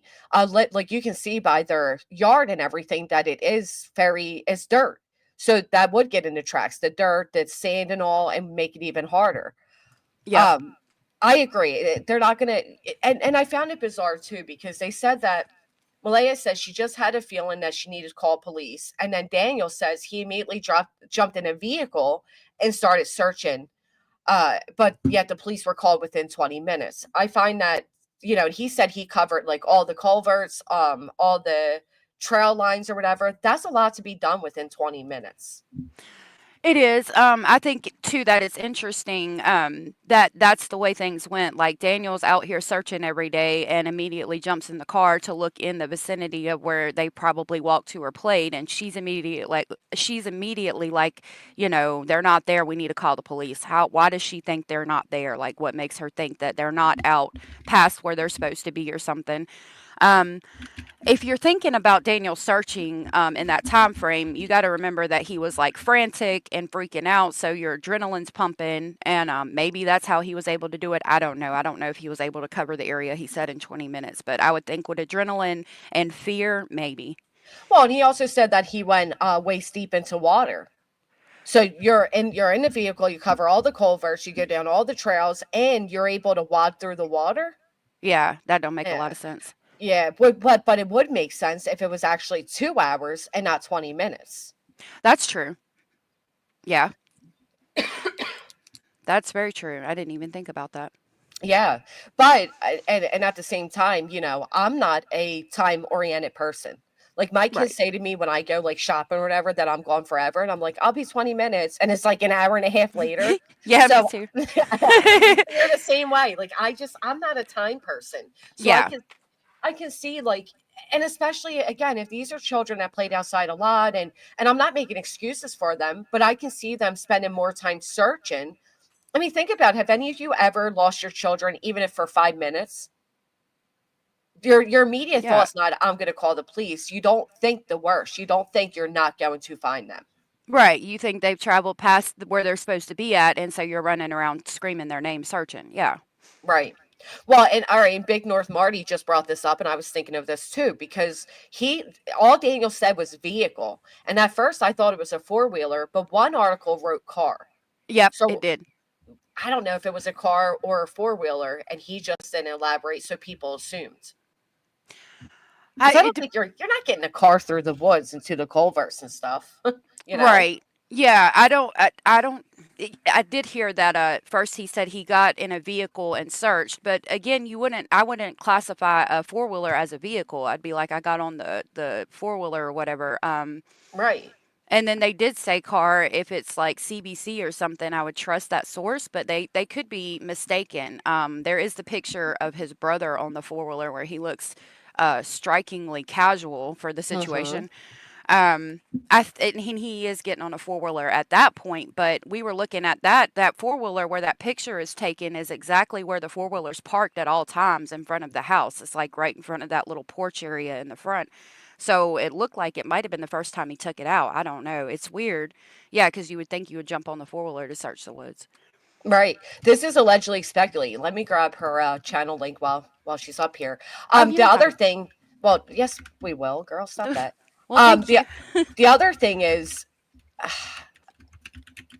the fact that he says like he's out there screaming for the children and she's just laying on her phone. Like not laying, he didn't say laying, but he says that he's out there screaming for the children and she's on her phone. Yeah, it makes it seem like she knows more than she's letting on, or she knows what happened. But I mean, and then her leaving the area, not even searching, not talking to him at all. Like, what if he finds your kids? Like, you're gonna want to know. In one of those articles in that video that's up, you can take that off or whatever if you want to. But Okay. in one of those articles, it does say that there is a RCMP liaison that is keeping her updated, and then there's one that's keeping him updated. But that's all we know. It is really weird that she's so nonchalant. It seems like she knows what happened, but I don't know. Well, That's and just my opinion. here's the other thing with that. So if she was up, let's say if she got up and she called them out of school at 6 a.m., then anything could have happened while Daniel was sleeping, whatever. But he's saying he heard the children that morning. She's saying she heard the children that morning.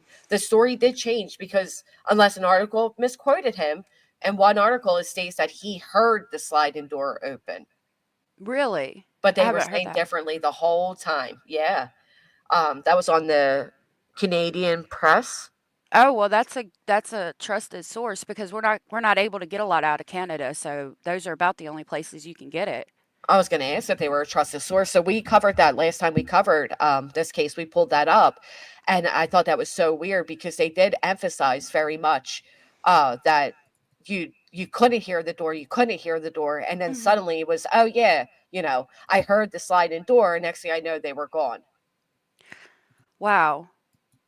I mean, I could see maybe he could have lied in the beginning because, like, you're like, well, you heard the glass door. Why didn't you go out after the children if you heard the door? And maybe now that time has passed and it's evident that they're not being found, maybe he's more truthful.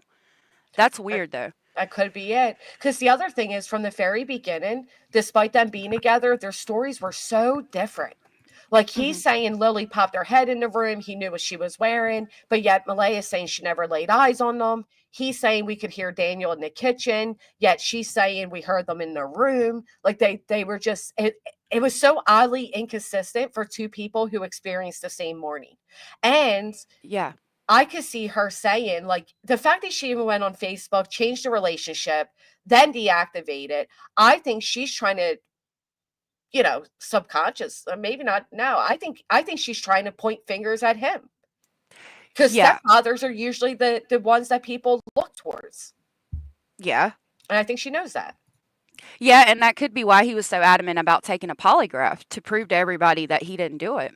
Yeah, and look, this was a good point. That I'm sorry, Big North Marty just said here. Look how clean this four-wheeler is. Yeah. Yep. Oh, what just happened? I So, can't stand these articles that have 50 million as. Oh, now they're going to tell me to pay again. I paid yeah. you once. You're getting I, off my nerves. yeah, I saw that you did that one day, and I wanted to talk about that article, and I had to do the same thing. I had to pay that $1.99, and they're going to charge me $30 in a month because I'm gonna forget. Exactly. That's exactly what happens all the time. But that four-wheeler's pretty dang clean. And they're saying it was rainy and muddy throughout late April, early May time period. So did he really take this out? Yeah, it looks like the first time that they took it out because you would see mud on it. That's a really expensive four-wheeler, isn't it? Because that looks fancy. I don't know much about four-wheelers, but It, uh, it depends on the type it is, but I've never seen like the thing that his brother or allegedly his brother is leaning on in the back. I've never yeah. seen a thing like that, like making it a seat in a storage compartment or whatever. Yeah, that's pretty cool looking. Mm-hmm. Oh, look at the squalor. It's like the steps aren't even connected to the porch. Oh yeah, on the back, there's like the door is like not halfway, about a quarter off from the steps. So like if you open that door to go out and were far to the left, you'd just fall. It's crazy. You just shot right through. Yeah, to the ground.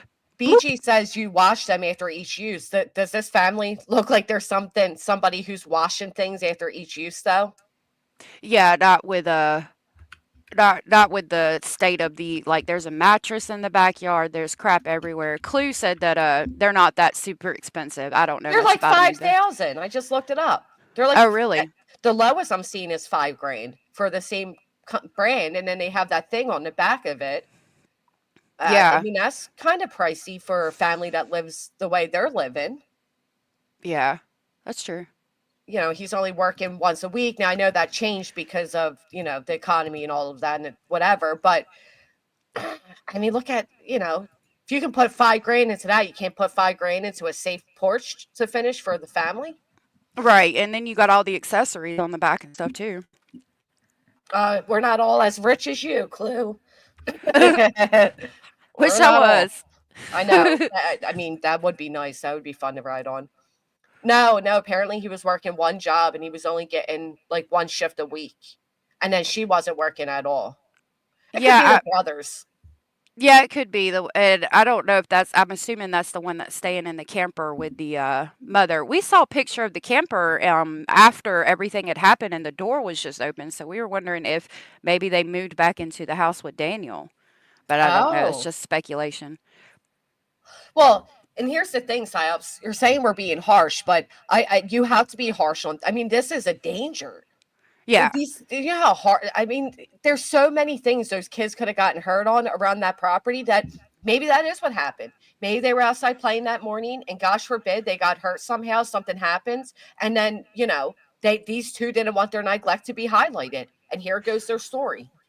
Yeah, and also remember there's an 18-month-old that's just learned how to walk more than likely, and then all this stuff is just everywhere. Yeah. It was absolute squalor. I mean, it was, and Yeah. this, you know, look at all the rust, all the, you know, everything. I mean, all the broken pieces of wood. You got all of this back here. There's a million places these kids could have been, and it would take a while just to find them on this property. It's filthy, Mhm. but they Now, are cleaning it up now. yeah, they are. I can pull up the pictures that I have, but I don't know if I can share them to you. I was trying to email them to you, but I don't know if I can share them on here. I can try, but it might be weird. Actually, Clue, to be honest, we had one local say that they said it was out of character. They said you'll see like some properties like that, but that's not really what the properties are like. Like where the walls are, you know, most houses kind of have that type of looks to it. Like there's all types of stuff on the property and all of that, but you know, they said it's not normal for that area. You might see one here and there, but it's not like the way everybody lives in that area. Good morning, Bama. The brother don't live on a property. Mother lives in an RV with a couple cats and a small dog. Yeah, I heard that. Hey, Eric. I'm gonna try to. Oh, there we go. Well, You got it. yeah, I'm gonna try. Okay, I'm gonna try. I don't know if I'll be able to. Oh, maybe yeah. Okay. Oh, yeah, it's working. Okay, so you'll see my mouse move. I apologize. That's where the door is open. This has been since they left. Let me go back to the. We were talking about eyes and stuff. That's the statistics of missing children. I apologize. I need to go through my stuff. Okay, so this is the original one, and this fence isn't finished, and there is a sledgehammer and new boards where it looks like they were trying to finish the fence before the children left, and then there was this fence that looked like it could have been there. So it looks like they were in the process of building a fence, possibly to try to keep the children in. It's open here, and it's open towards the back right here. And that's how the deck looked as well, as if they were working on it. Right. Now this is the beginning. That's where it talks about the party, and then someone else says that the RCMP took the kids and there was paraphernalia, but I question how you know that if you're not there. Right, because they're very quiet. Right. This is the door I was talking about. That porch right there, like if you open this door and you're You too just far fall this out. yeah. Well, I know from like having campsites my whole life that Mhm. that's likely into a bedroom. And so I fathom that they had that blocked off with like a bed or a dresser. It's likely not a door that they utilize. Right, and we were talking about this window here. There's another one on the front, and we lined it up with these that's like blacked out or blocked out, boarded up. So we were wondering what that was about, but probably a bedroom, like you were saying. Yeah.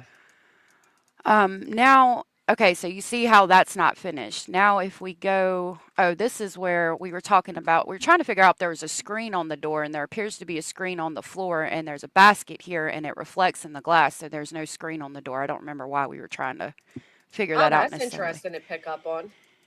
Yeah. Now let me go all the way back. I apologize. We were talking about Dylan too. Okay. Now the door to this RV is open, like they're not there anymore, and the fence appears to be finished. And she was saying if you look at pictures of the property, it looks cleaner than it did before.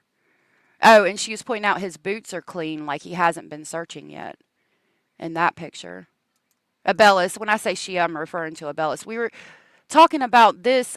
This video is not taken in the trailer because there's light coming from the west, and the door here, there would be a window right here behind these people if it was their house. So that's definitely, in my opinion, not taken at their house. That's a good point. Yeah. And she was saying that this was cleaner. So he's cleaning up the property, probably in hopes of getting Meadow back. And I imagine, idle hands, right? He has nothing else to do right now than to try to better his living right arrangements. Because what is that? This is a screenshot of the house before, I guess, when they weren't living there. Or that's right. Okay. And this thing was there. We were wondering what it was. And she says that you can still see it through pictures. If you look, there's something over there. And let me try the 4-wheeler one. If you look at pictures of that area, yeah, you can see it's kind of open, like there might be something over there. So I think that thing is still there. Just speculating. We look at these pictures and just speculate. Right. Just, by the way. I do see that his boot does look clean there. Mm-hmm. And that's the morning of, right? That's Saturday morning this was taken. I think so. Yeah. Yeah, see how the deck's brand new? Like, that's not brand new, but that's newer wood. And like I said, the stairs aren't even connected to the deck there. Mm-hmm. And with an 18-month-old, that's really dangerous, in my opinion. Oh, absolutely. I mean, with small kids regardless, but especially an 18-month-old. Yeah, I mean, right here, the front porch is falling apart, for goodness sake. Yeah, this is all open. That's not good. And then, yeah, the house looks a lot different back then, but that barn is still there. We were looking at that too, because when you Google map it, it comes up from before they lived on the property, and it was well different. Mm-hmm. But you can see how far the road is too from the house. It's a good walking distance. Mm-hmm. That's where we were talking about the gas line. I'll show you why. Okay, so this is, hold on, let me show you. This is what we assumed to be the power line area right here. And the reason she thought it was the power line area is because you can see the shadows here of those poles, the big poles that hold up the power lines. Yeah. So these shadows are in that area where the power line area was. So that's why we thought that was power line. And then we were assuming this was the gas line. She emailed me this weekend and said that the CBC put out an article and showed the gas line. And she said it looked strikingly similar to mine. So, and that's their home. Mm-hmm.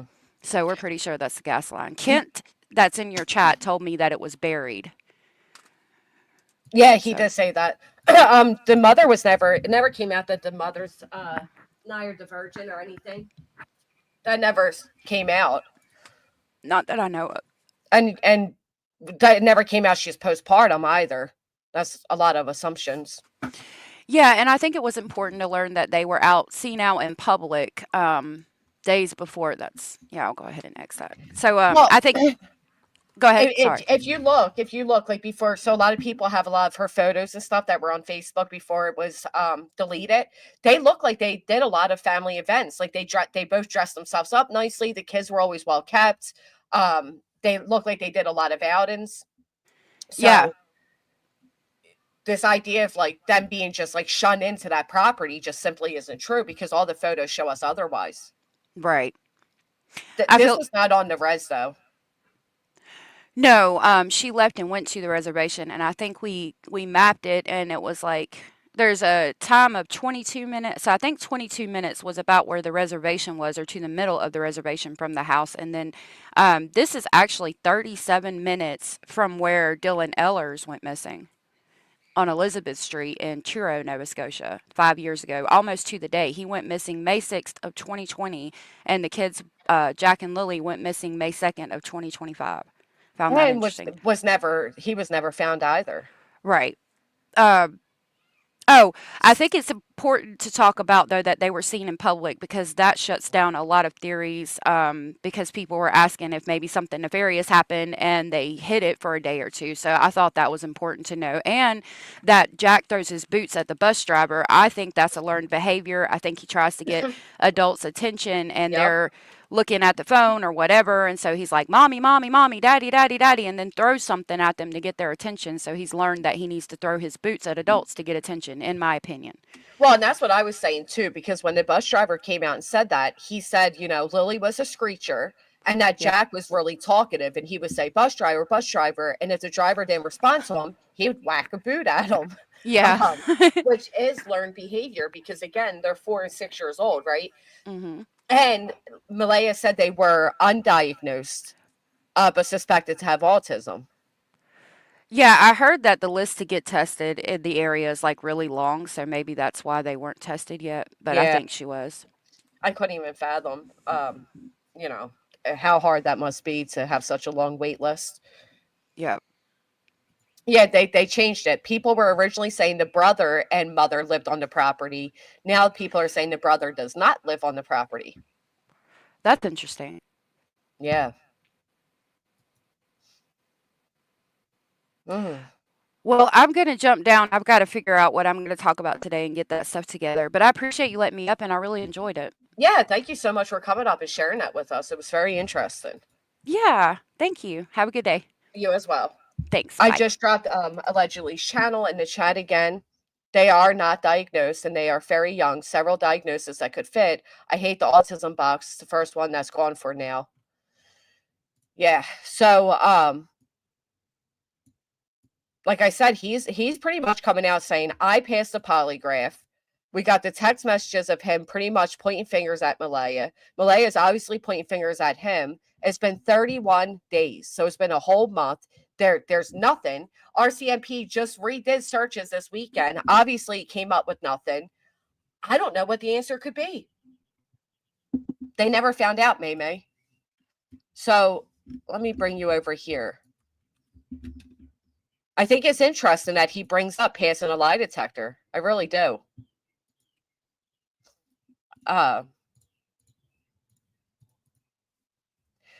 Searchers say no signs of missing Nova Scotia children as renewed search enters second day.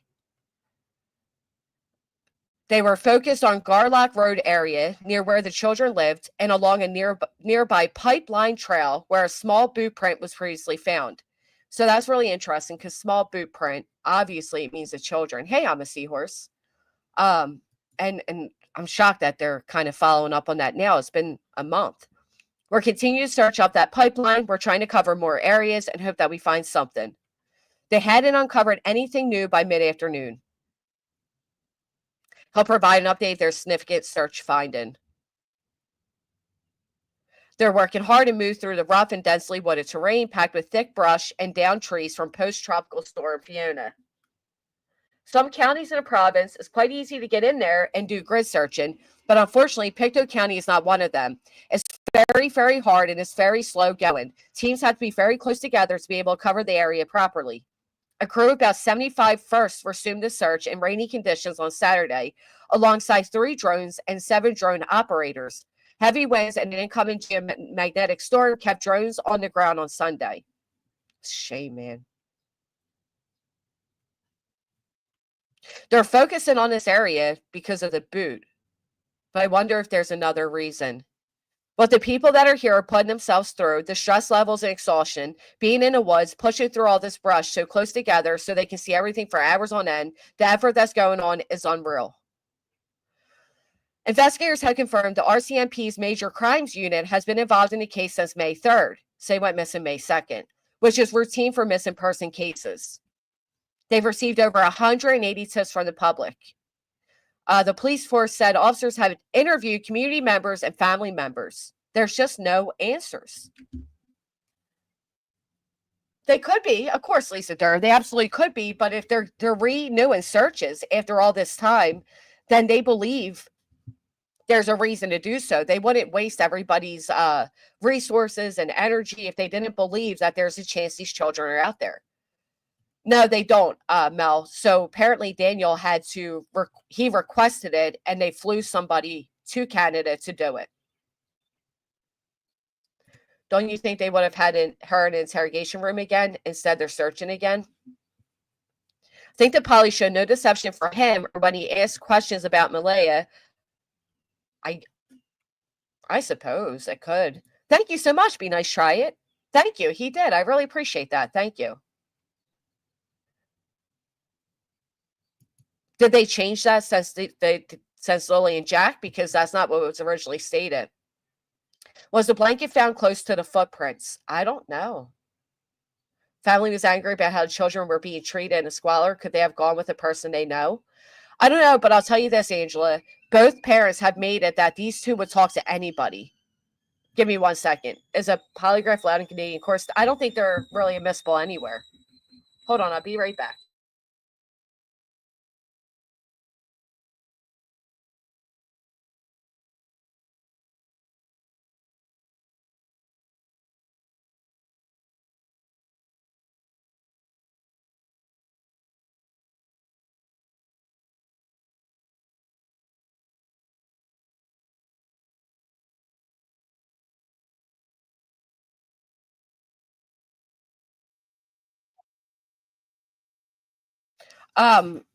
As far as we know, boot prints were found at the end of the driveway where they stand for the bus. There was 2 blue footprints found in the backyard, and then there was child-sized footprints over on the. Well, here's the thing. I mean, the area is a dirt area, and if the kids were outside the day before, the boot prints would be there. The thing is, the dogs did not get a scent from the footprints. I'm disappointed and try to get camera footage and speak with neighbors to get info leading up to disappearance, found disappearance for weeks. That's common sense to do. I think they just genuinely believe that these kids were in the woods and that they would find them. That's what I think. I don't think they thought anything other than that the morning they went out there. And obviously that quickly changed. Ever notice when Daniel does an interview, there is not concern about Lilly Jack, and in no courtroom in Canada is a polygraph allowed. What I did find bizarre is, again, that he wouldn't mention the kids' names. Give me 1 second. He said he'll be searching for the rest of his life. He doesn't really bring up them by name. Brings up his polygraph. Been 4 weeks since Daniel Martell has seen his stepchildren. 6-year-old Lilly and 4-year-old Jack Sullivan were reported missing Friday, May 2nd, after they wandered out of their Pictou County home. They have not been found after weeks of extensive searching the heavily wooded area. Every day when I wake up, it feels like I'm reliving a nightmare of May 2nd. But the main feelings from sadness have just turned to anger because there's no evidence as of after 1 month. And it's really taken a toll. On Friday. Now that could be genuine, right? There's been no evidence. It's really taken a toll. It's been a month now. We have nothing. We have nothing to see, nothing, to go off of. Or the fact that he's saying evidence. I mean, it depends. We don't know Daniel's original. We don't know his baseline. We don't know anything about him. Did mention they went by the pipeline. I do recall that. It has been raining, yeah. And then this part. I know that they're working hard and they're using every resource they have, and it makes me hopeful because that's all we have at this point is just hope. A vigil of flowers and stuffed animals. That's so sad. The memorial spot. confirmed Lilly and Jack were seen on camera with family the day before they went missing. Police are Yeah. asking anyone who was on Gerlach Road between April 28th and May 2nd to share their dash cam or other footage with RCMP. Martell says every detail helps and could lead to finding Lilly and Jack. I'm going to keep fighting for the rest of my life to find these kids. That's the only goal I have at this point. Like, see, I take that to be so bizarre because he's going to be fighting the rest of his life to find these kids. It's the only goal he has. I thought you're holding on to faith. So why are you going to search the rest of your life? You have faith they're going to be found. But I guess after 31 days with no signs, you would begin to lose faith, wouldn't you? Are those new red shoes to match the new red sweatshirt? Yeah, maybe he figured he'll look nice for the camera this time. The other thing with all of this is the text messages that we saw where he's pointing fingers at Malaya and her mom. Thank you, Beth, for posting that. He's the one from the beginning that has been criticized the most. And to me, the mom has never acted like she gave a shit about him. Well, in his messages, he says she never really gave a shit about the kids either. So, again, I find that to be very telling. That Malaya, the baby was going to go with his cousin. Malaya was going to stay with him. And then she talked to her mother alone for 5 minutes, and her whole demeanor changed. And suddenly she wanted nothing to do with Daniel. She was no longer letting the baby go with his cousin. All of a sudden, the kids are being, what was the word? I don't want to say approved, but was it accepted?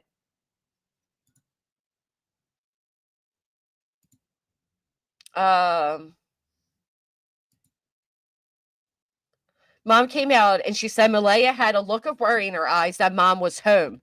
No tears. She wasn't scared the kids were gone. Just a look of worry. She got caught for something wrong.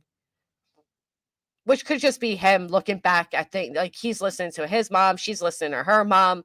His mom's going to blame Malaya. Her mom's going to blame him. So their lawyer is the chief's brother from the reserve she belongs to. And Lilly and Jack were granted as soon as the disappearance happened. Granted Indian status. Please ask for footage. It's good looking for patterns, odd behaviors. Yeah, I hope people have them. I hope they're able to get dash cam footage or something. That's right, Angela. Did you like the video? Her mom had a sudden change of heart about her grandkids. That's so bizarre to me. Right, like imagine the situation as grandparents. Both sides are going to blame the other. You think they're both shady. I am so curious why there's not more going on here. How they're not finding anything. Let's see what this video is. This one is from 5 hours ago. I know they use clickbait titles, but I'm curious. These searches that are happening on the weekends are interesting to say the least. Are they based on clues or just going back to previously searched areas to make sure nothing was missing the first time? A couple of days ago, police released an update saying that they confirmed the children were last seen with family on May 1st, the day before they were reported missing. And again, what family? Were they seen with Malaya and Daniel? Were they seen with Malaya's mom? You know what I mean? Like, who were they seen with? Were they seen with Daniel's mom? Were they seen who? Daniel's brother? They're not going to tell us that. It's been said that Jack, Lilly, Malaya, Daniel and baby Neto were seen in public in New Glasgow, which is about 18 minutes away from the children's home. See, that's the first time I'm hearing that they said it was the whole family out that day. So he literally just seems answered they my were question. seen on footage. If true. However, the confusing part of that update is that they wanted footage all the way back from the 28th April, days before the children were reported missing. Yeah. I'm wondering if that is to check for any.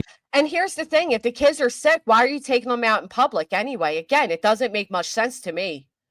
I know, straight talker, I know. Believe me, I get it. Suspicious vehicles coming into the area. The updates from the RCMP are very vague, so it's almost like we got to read between the lines. Anyway, this past weekend, another search was conducted, and the update from that search has now come in. More than 75 trained searchers from ground search and rescue organizations, including... Now listen, if you think I'm being bit harsh psyops, you should see this lady. Hold on. Give me 1 second to pull it back up.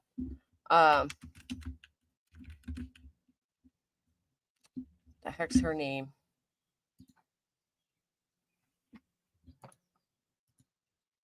Kent, they did say family. I just watched the RMCP lady said it herself. Yeah, it was stated family, absolutely. Give me a quick second to pull this up.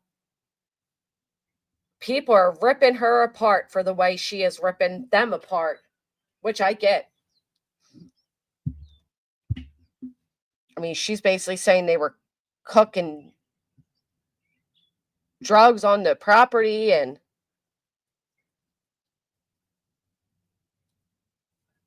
hold on.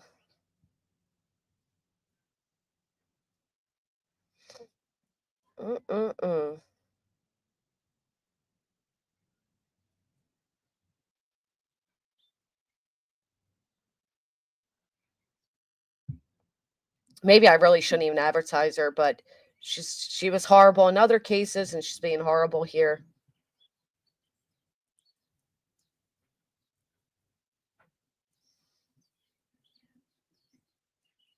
Why would they now be going back to where the footprint was? And then you had the retired police detective coming out and saying, like, none of this makes any sense. There just has to be people the rest of their lives, they hate this couple if they did something. I just don't know why we have to pile on without evidence.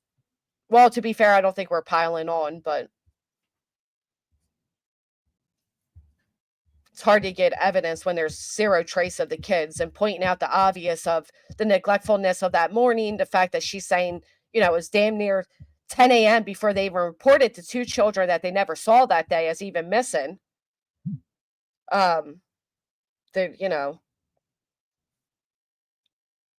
a lot to judge.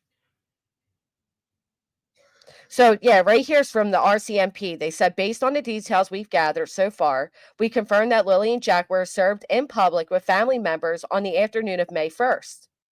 We're now asking anyone who has dashcam footage or video along Garlock Road between 12 p.m. on April 28th and 12 p.m. on May 2nd to contact us. I find that to be bizarre. That they went all the way back from April 28th to May 2nd. I'll admit I was not a perfect parent. Sorry, I'm not. Nobody is. Now, here's the thing. You got two adults in that house. You got a child that's sick. You got a child that's in a pull-up. It's damn near 10 a.m. One's 6 years old with a cough, a cold bad enough that they're staying home from school. The 4-year-old's in a pull-up. You didn't give them breakfast. You didn't lay eyes on them all day. I mean, yeah, that's neglectful. That is very much neglectful. Then you have the whole misinformation about the door. Did you hear the door open? Did you not? Did they play outside alone? Did they not? There's a lot of inconsistencies. Then to top it off, the dispatch audio says they haven't seen them since 8 a.m. So they called around, 9:45 that they're missing, but they weren't seen since 8 a.m. And nobody laid eyes on them.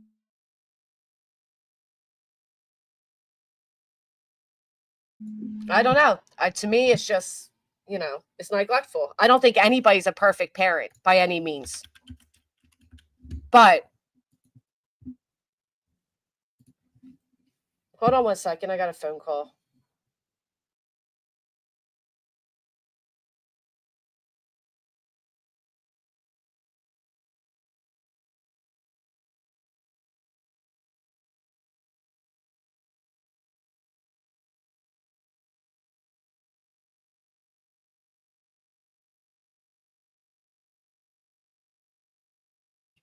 Okay, sorry about that. But they're comparing, like I say, possible vehicles that were in the driveway to people that were get license plates to see if they also connected to Wi-Fi, which would be more people to interview. Yeah, we see it differently. If you're in a pull-up, could you imagine walking through the woods with those black flies? I don't see it. No, and I imagine at 4 years old, he can take it off himself. Hey, Lucky. When my kid was young, I always tried my best to get up. I wasn't nowhere near perfect, but I did get up and fix them breakfast every morning. You could have called them into the bedroom. You could have, there's many things that could have been done. You had two adults in the house. They didn't both need to be laying in bed with Meadow. They're making like the children were so sick they missed school, but yet you were out the day before with them. So I don't know. There's something weird here. Obviously, time's going to tell. I don't know what the answer is right now. But the RCMP is going to close in on something, rather that be the belief that the children vanished and were lost in the woods, or if they believe the parents did something, they'll find the answer. That pull up in the woods is a scent bait. Yeah, no dogs had any scent trail at all. In my opinion, he was supposed to wake up and tend to the older kids, but fell back to sleep, and that's why she blames him. Well, he said he's the one that did everything for the kids that she never did, so that could be it. And I think they were still in bed that morning because they knew they didn't have to get up. They were just killing time until they went over the story and then get up to call 911. Well, again, 8 a.m. missing, claiming they were only missing for 20 minutes. That's a huge inconsistency in the story. And I think it's because they didn't want to come across to the public as neglectful, that they knew they were being neglectful. That's all I can think of. Don't understand not laying eyes on a young child for hours in the morning. I mean, they even said that they could hear Jack in the kitchen playing. Who allows their perceived or alleged autistic children to play in the kitchen? Knowing Jack throws things. It was, I am judging them. They didn't have a party. I'm going with the kids went missing when they were all was last seen together in town the day before. They said they waited 2 hours to call the law. I don't think one of them is guilty without them both being guilty. That's true. Hey, get a warrant. They'll find out. They for sure knew once up. I bet all of you have overslept before when your kids were up. There's 2 adults in the house. There's 2 adults. I think there's a difference. Hey, honey. Jake Ellis, good morning. This was a state they would be charged with neglect already. I agree with that. Or at the minimum, I don't know. Maybe that's why they have CPS involved with the toddler now. When my kiddos went to school, I was up before that every morning. Good morning, Racken.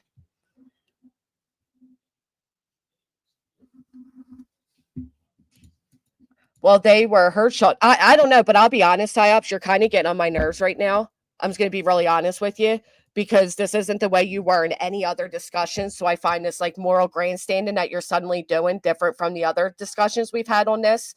If I had 2 autistic children, one that was sick, no, I would not be in bed at 10 a.m. with an 18-month-old and had not laid eyes on my kids at all. If my 4-year-old was in a pull-up, no. Anytime I was ever that tired with my babies as a single mother, if I was ever that tired, I always at the minimum got up, got them something to eat, and brought them back in the bedroom with me. I would have never, ever had my children out there playing in a kitchen, one who's known to throw things, and or told them to get out of the room when they came in to wake me up several times because the infant was trying to sleep. We're talking about a 6-year-old who was allegedly sick and a 4-year-old who was in a pull-up. It's almost 10 a.m. and they still didn't lay eyes on them.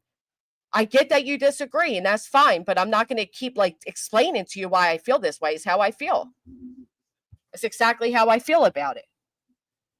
I think it's extremely neglectful. There were 2 parents in that house. There's no reason both of them needed to be laying in bed. Their stories don't make sense. The truth is they weren't seen all morning, but they disappeared at 8.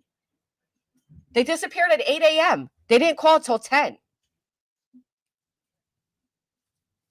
No, and I get your opinion. I'm just saying, I definitely do think that they're wrong.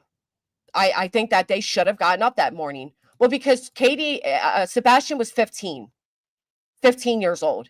I think there's such a difference in a 15-year-old not being seen or not getting up with them in the morning than I do toddlers. I think there's a huge difference in it. If Sebastian was 6 years old, if he was 4 years old, then I would feel the same way. But he was 15. There's a lot of that in that area. A lot of what? Both parents know what happened. That's why their stories were so inconsistent from the beginning. Oh, I just missed that. Sorry, Julie. 1 second. Hi, G. I did live Friday about 3 cases of attempted child lore. Yeah, we've had locals say that it's very high area for trafficking. But then you don't let your kids play outside all morning without ever laying eyes on them. I mean, I can't get over the fact that you have 2 children, one who's sick, and you didn't even lay eyes on them that morning.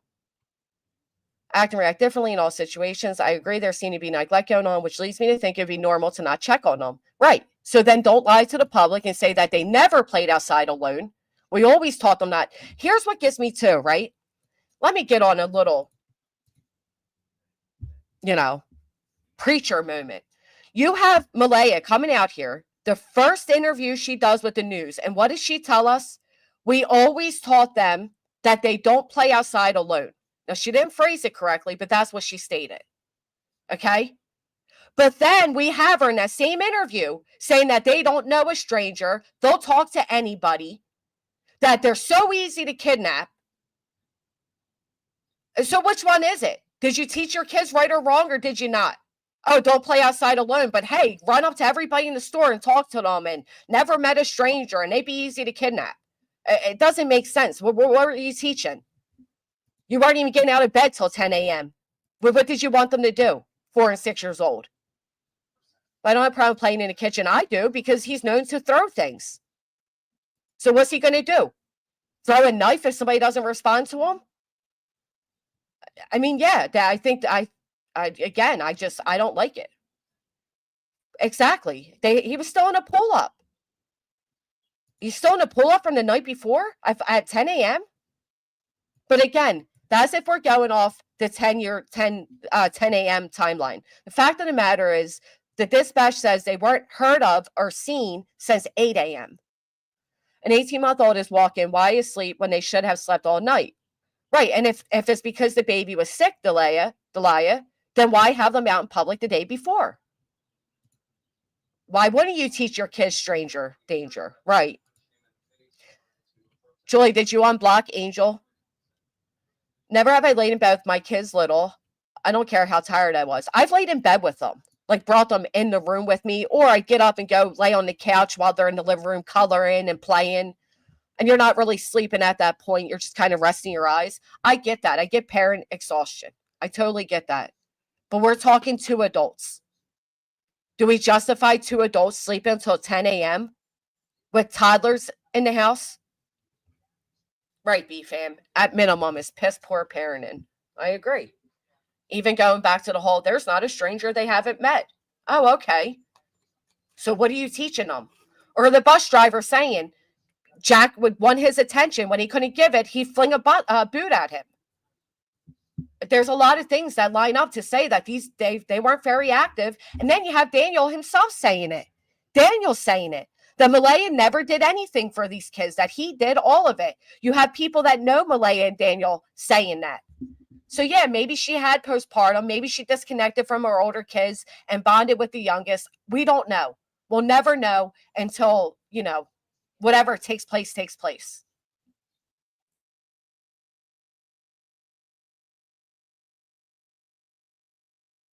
May says, that's what the other missing boy interests me. How many other kids have gone missing in the area? How many of them got lost in the woods, abducted? Well, they're saying that there's a homeless encampment down the street, there's a jail down the street, and that the area is high in trafficking. I'm sorry. I normally adore PsyOps and his participation in the chat, but I can't get behind justifying 2 adults sleeping till 10 a.m. with 3 children in the house. If one of them were sleeping, I get it. We're talking 2 adults allegedly sleeping. I don't get that. And then you have poor, if we're to believe Daniel, poor little Lily's coming in and out of the room, likely looking for some type of interaction that morning, to the point where she puts on her boots, her brother's boots, and a backpack to leave because she's being told to be quiet because the baby's sleeping. It breaks my heart to think of it. I'm 100% passionate about this because it breaks my heart. The idea of that. Popping her head in like, hey, are you guys waking up yet? I'm hungry. I'm bored. Hello? It just makes me so angry to even think of that image taking place. And I can't justify it. Not 2 adults. I can't. If she was a single mother and she was by herself and she's up with the baby and she's exhausted, even then you get out of the bedroom. You go to the living room.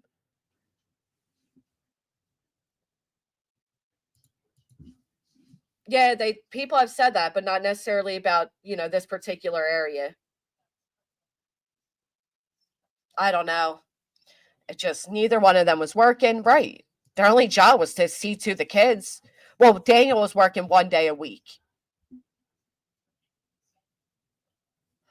Oh, yeah. And we all put a little bit of our own personal lives into the things that we feel and discuss. I get that. In this case, I can't justify it to the point where, like, I'm literally angry at the idea of it being justified. Right? Young kids get into stuff. And not only that, Java, but she's the one saying that her children are autistic, which means they're even more likely to get into stuff. You don't have anything blocking or locking the sliding door. You have no protection. Protect them from all of the things that are all over that property that could harm them. How'd that even happen? If I'm sick or my husband's sick, he still goes to work. Unless he's bedbound, and that's hardly never. Yeah.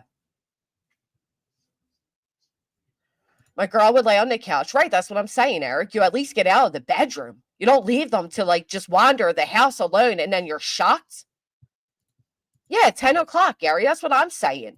If Lily was so sick she wasn't going to school that day, you're not even giving her medication, checking her temperature, anything? No comfort, nothing? It's not personal, but I get personally passionate about it because I do feel it was so damn neglectful. Told a story about a couple in her neighborhood who lost their son because they were both plain exhausted. He got out the house. They found him in neighbor's pool. Unfortunately, he didn't make it. Yeah, that's horrific. It's absolutely horrific. I couldn't even fathom.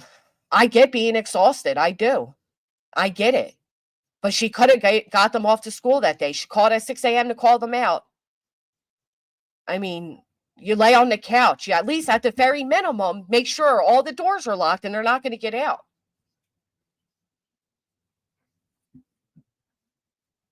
No, she called Friday morning. Or how about they go knock on grandmom's camper right next door and say, we're so tired, Mom, or send her a text. Can you watch the kids? We're so exhausted. When they were young. Oh, I watch videos all the time of kids that get out of their house, and guess what? They usually get arrested for it. But in these type of cases where these children just vanish, because the parent turn around for whatever reason, they never get held accountable for it. I've seen people get arrested for, their child escaping the house, not disappearing. Oh, this is horrific. We had a 3-year-old get ran over on the highway. Both parents and grandparents had thought the other had put him to bed, but he had actually been locked out of gate when they were unloading their boat. That's horrific. Why would you ever wait 2 hours if you live down a rural area? You would want everyone to help immediately. The only thing I can think of is they're used to the kids playing outside alone, maybe wandering about, and they thought that they would find them. Right, and if you know your child can open a door, then you put a type of lock on it. They can't. They have child-proof locks. The fact that they did no type of parental duty to ensure that these kids couldn't get out, I can't justify it.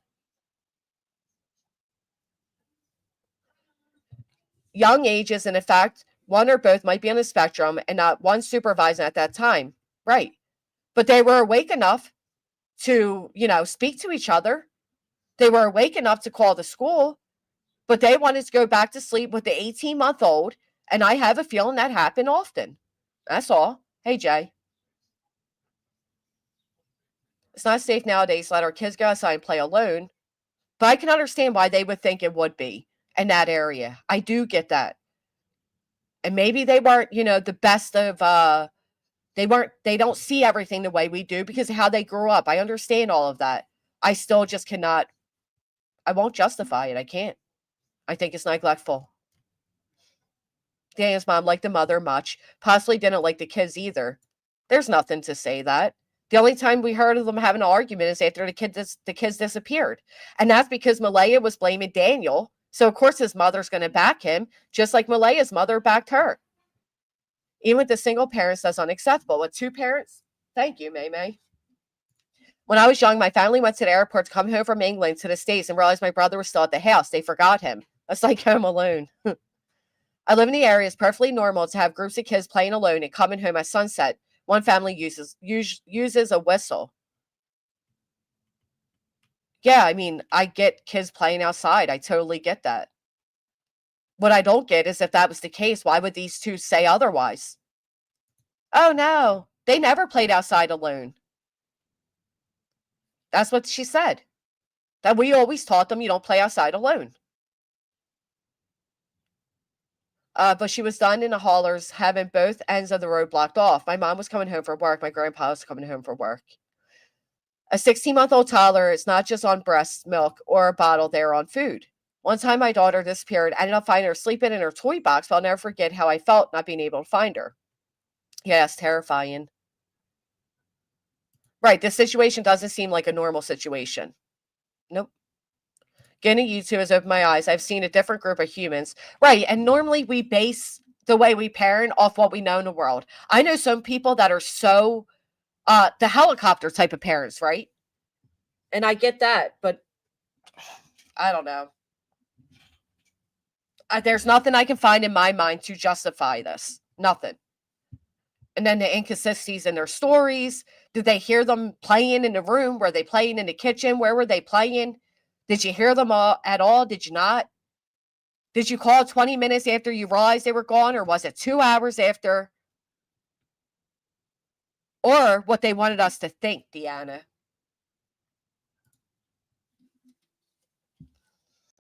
I came out of the shower and saw my front door open and flew outside to find my 2-year-old outside the road trying to pet a skunk. Yeah, that's scary. Did you put locks on your door after that? Maybe the kids decided to go outside because no one was up and Lily's repeatedly going in the room didn't budge them. That's how I feel. Yeah. I believe it was an accident, and then I think they went into cover-up mode for self-preservation. But then the RCMP would kind of know that as well, right?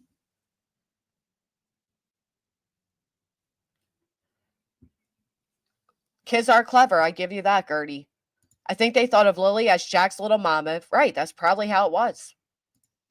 Exactly, Stephanie. Mine hid one time in the closet. I was terrified of having to tell Mama that I couldn't find our baby. Little shit was hiding in the clothes. Yeah, I do. I blame the parents. I get it. I'm not blaming them for the kids disappearing, but I'm saying they were neglectful. I definitely feel that. And again, the inconsistent stories that their mornings don't even match up. You got Malaya going on Facebook, putting that she's single, then deactivating it. You got her disappearing and not coming back to the property. There's many flags.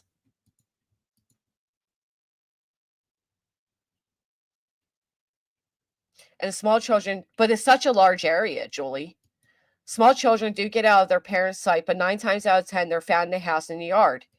Right, which is why I would understand BFAM if they were honest about the time frame.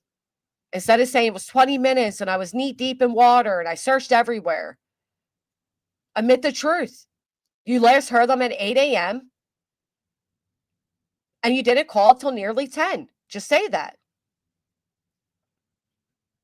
I think that's why I was getting so upset at trying to see justification for it, Stephanie, because it's like, there's no way in my mind I can justify this.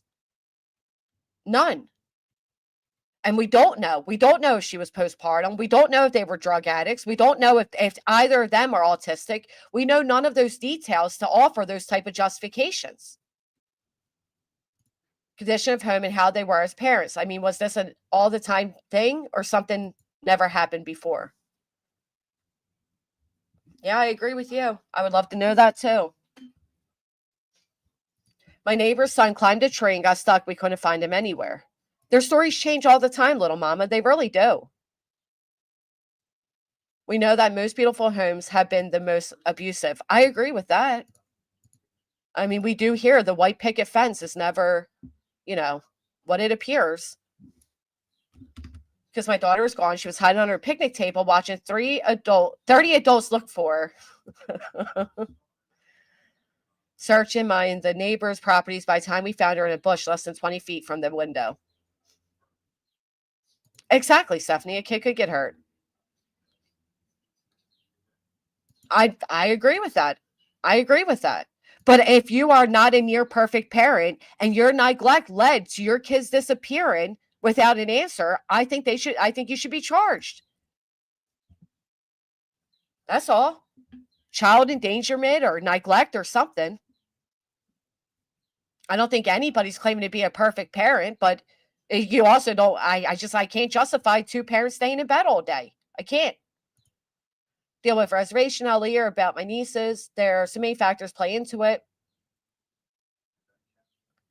Poor parents lay in bed all morning while their kids play and do whatever. And the kids are sick.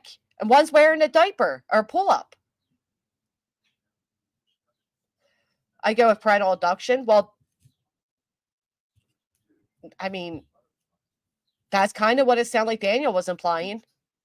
Like all of a sudden, Malaya's talking to her mother, her whole mood changes. She goes with her mom. The kids are finally approved to be on the reservation after they disappeared. It sounds like he's saying, Are you stupid?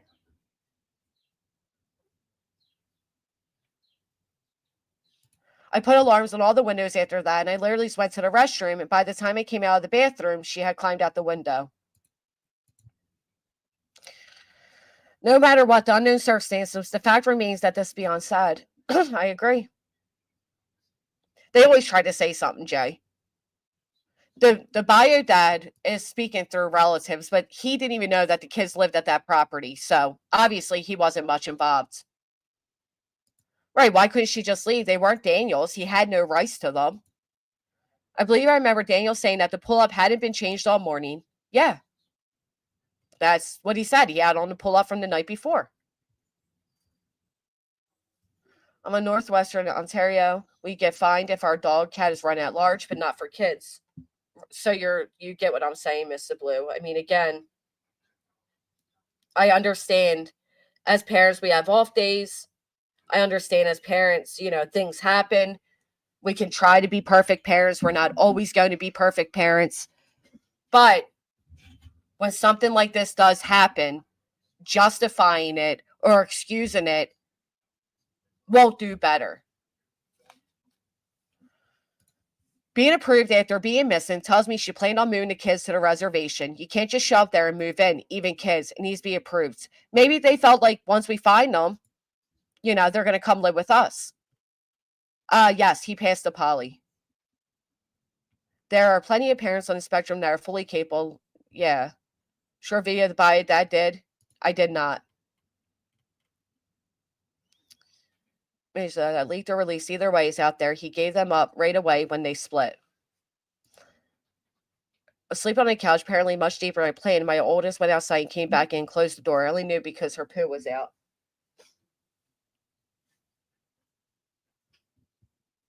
Well, from what I see of kids these days, too many parents are asleep. I don't think they'll ever go back to each other either. Sounds like he still loves her, trying to send a message to her, but well, and like he said, they wouldn't approve on this entire time, but suddenly they approve. It doesn't make much sense to me either. I think the kids decided to go to school and met with something bad, unfortunately. That could be it. Hey, Ronnie. I hope you have a great day. Hey, Miss Liverbird. He didn't say the night before. He said on that long morning, being out there for that long, he would have taken it off by then. So what do you think, Yoga Mama? So if nobody got up with Jack in the morning, right? Because remember, nobody laid eyes on Jack that morning. Only Lily, because she was in and out the room. Do you think Jack woke up in the morning and put on his own pull-up? He could. All right, but that's not the case here, though, Regina. This isn't a case of like they turned their eyes for a minute or they had all locks on the doors, but the child still got out. This is two parents sleeping until 10 a.m.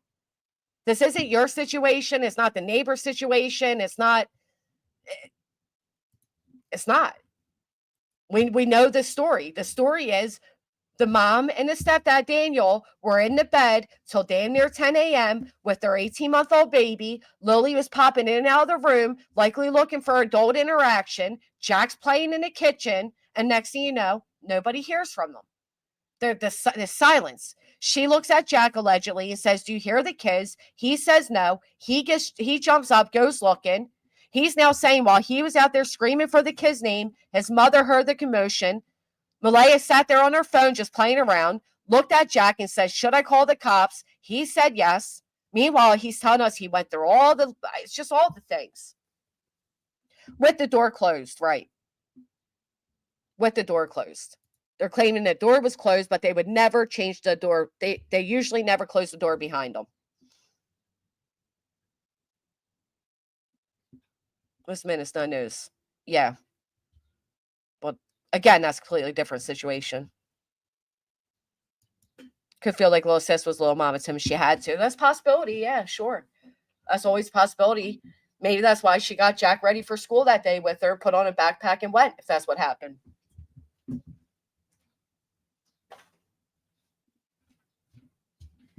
I just think if some sort of neglect takes place where the children end up disappearing, and for the person I said, well, what about Chris and Katie? Well, again, Sebastian was 15. And she simply went to bed that night with her 15-year-old in a room, if we're to believe that story, and that's what happened. In this case, we're talking about 4- and 6-year-old in the house. No adult got up at all. The only reason they laid eyes on Lily is because she came in the room, and then they're gone. At very minimum, there's accountability there. Maybe they had all caught what the little girl had and they were all sick. They would have said that, right? Why wouldn't they say that? They didn't look sick when they were on the news. One of the bus drivers said they wait at the street alone for the bus, or did a parent staying with them? Yeah, he never clarified. I would have loved to have known that as well. They didn't like rain. They didn't have cat coats. Huh? Right, apples and oranges. Right. Exactly, Yoga Mama, it is. I agree. Mother of the little bro, and then my granddaughter does. I guess to an extent it could be. Especially, like I said, if they were often told, like, shh, be quiet. The baby's sleeping. Maybe they just go off together, and I don't know. I don't know them. Kate got my point is blaming the parents. Yes, they are guilty of neglect. And Kate probably got up to get Sebastian to school. Didn't a local say if a parent, oh, they did, yes. A local who was a bus driver. Thank you for reminding me, done one. So we did have a local who's a bus driver said if a parent's not at the bus stop, they cannot take the kids. That's interesting. I forgot about that. She was kicked out. She didn't have a choice but to leave. It's also why I questioned Daniel trying to throw the mom under the bus. The fight was about her accusing Daniel right from the beginning. The door's closed, but kids never close it. It's insinuating someone took them and closed it. Right. And they kept insinuating a kidnap the whole time. And hey, maybe it was. Maybe it is. We don't know. Yeah, I feel bad that I kind of snapped on Psyops because I do. I literally adore him, but I couldn't see one more excuse given to these parents, especially when the excuses are things that we don't know to be facts, right? It was driving me nuts because there's so many stories of these children that are like Lily and Jack. Even if that was a rare occurrence that morning, it's something that's never happened before. Normally they're up every morning, getting them ready, whatever. There are stories of children that are literally raising themselves, living in situations like this. And I cannot fathom justifying it. The idea breaks my heart. No 4- and 6-year-old should go to 10 a.m. in the morning without ever being seen by a parent. The idea literally makes me want to cry. It's horrific. How lonely it must have felt.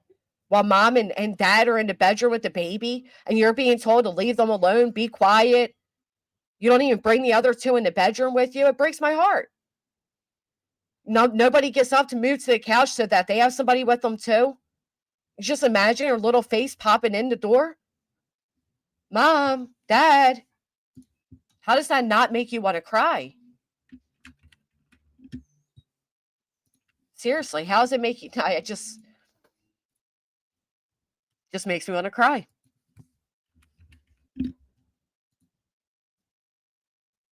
I mean, look at this sweet girl. How can you look at these little faces and know that they were told to get out, just to be quiet? Breaks my heart for them. Again, rather it was just that morning or any other morning. Who knows, Stephanie? The night before, the day before, they're out of town. They're in the town. They're seen on camera somewhere, all of them together. So it's not like Malayla stayed home with the 2 sick children and Daniel went out with the healthy ones to do whatever they had to do. They all went out. So how sick were they? Even a B-Day picture, video, you don't see mom anywhere. I think she's recording. Right, Jake House? Like, how can you envision that and get, and I can't give excuses to the adults knowing that these 2 little children were looking for their parents that day. And now here we are. A month later, there's no answers. Nobody knows what the hell happened. Look at them.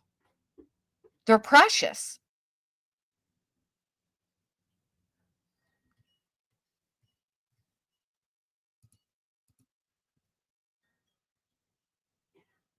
I can sense how they would have felt. How did parents not see them other than Lily coming in a room? The baby didn't need anything from the kitchen the whole time? Right. Nope. I don't know. Lots of moms, young kids think of their older as bigger. Yeah, I've said that before too, Pretty in Pink. I agree. Sweet Faces, thank you for hitting the thumbs up. You think someone took them? It sounds like with them asking for footage that they believe somebody took them.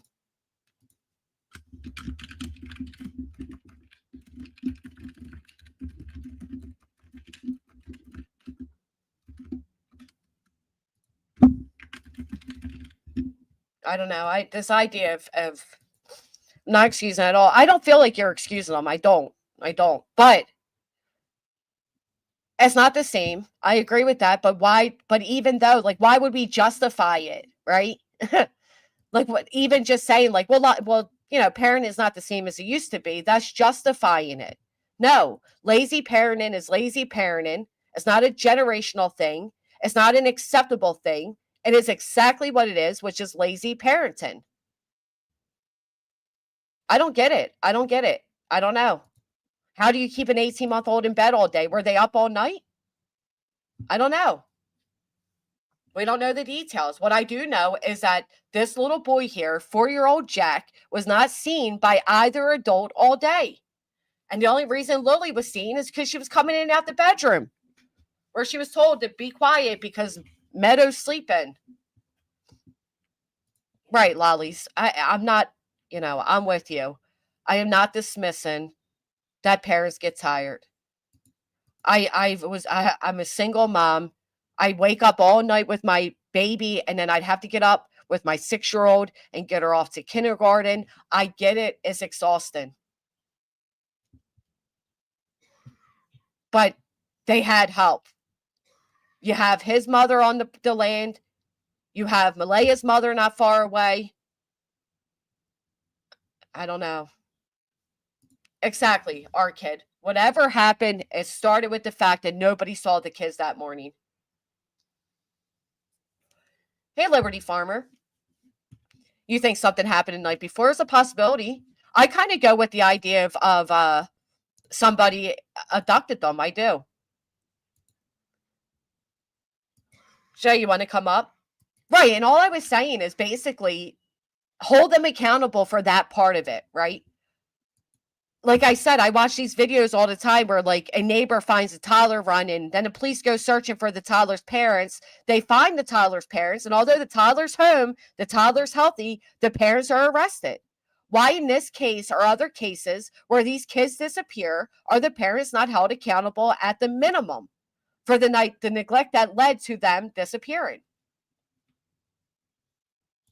Biggest thing is culture is different. Maybe she was breastfeeding, perhaps. Maybe that's why he didn't need anything the whole time. The only time we tell my 6-year-old to go to another room is if his baby sister is going to bed or trying to take a nap. But either me or his father will go hang out with him. I think the B-Day video, the mom's the one giving the cake. Oh, that makes sense, Kimberly. Right.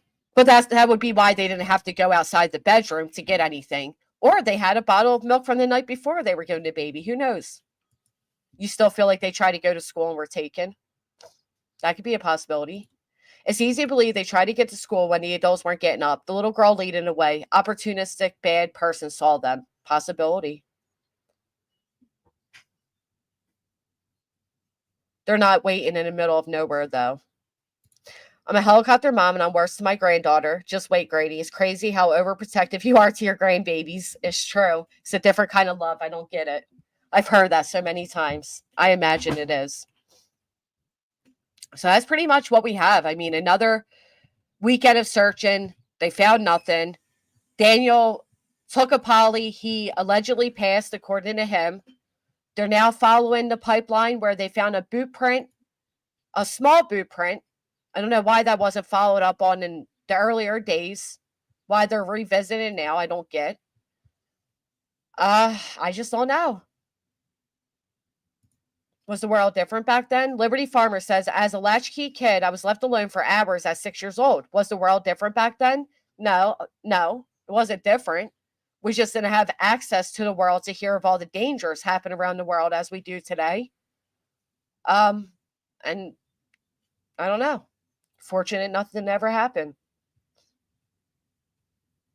Little kids who go to their house and were playing in a little paddling pool in the backyard. Neighbor called it in. Kids were fine. Mother was arrested. Yeah. You guys think these kids knew what day it was? I mean, why would they get up and get ready for school? I don't get that. I don't know.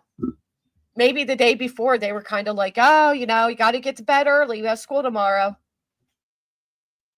I still agree with you, GW. It took me a couple times to see the video to realize it was the same person. No, I think you're right. I do think the mother was in that video. Why wouldn't they think school day? She was 6. I mean, that's true. 6 years old, they kind of know. Thank you, Kenna. At 12 years old, I would be gone to the river all day and not see my parents till nighttime. Yeah, 12 years old is a big difference, though. You're legally allowed to stay home at 12 and babysit. Right, they were last seen on camera Thursday afternoon.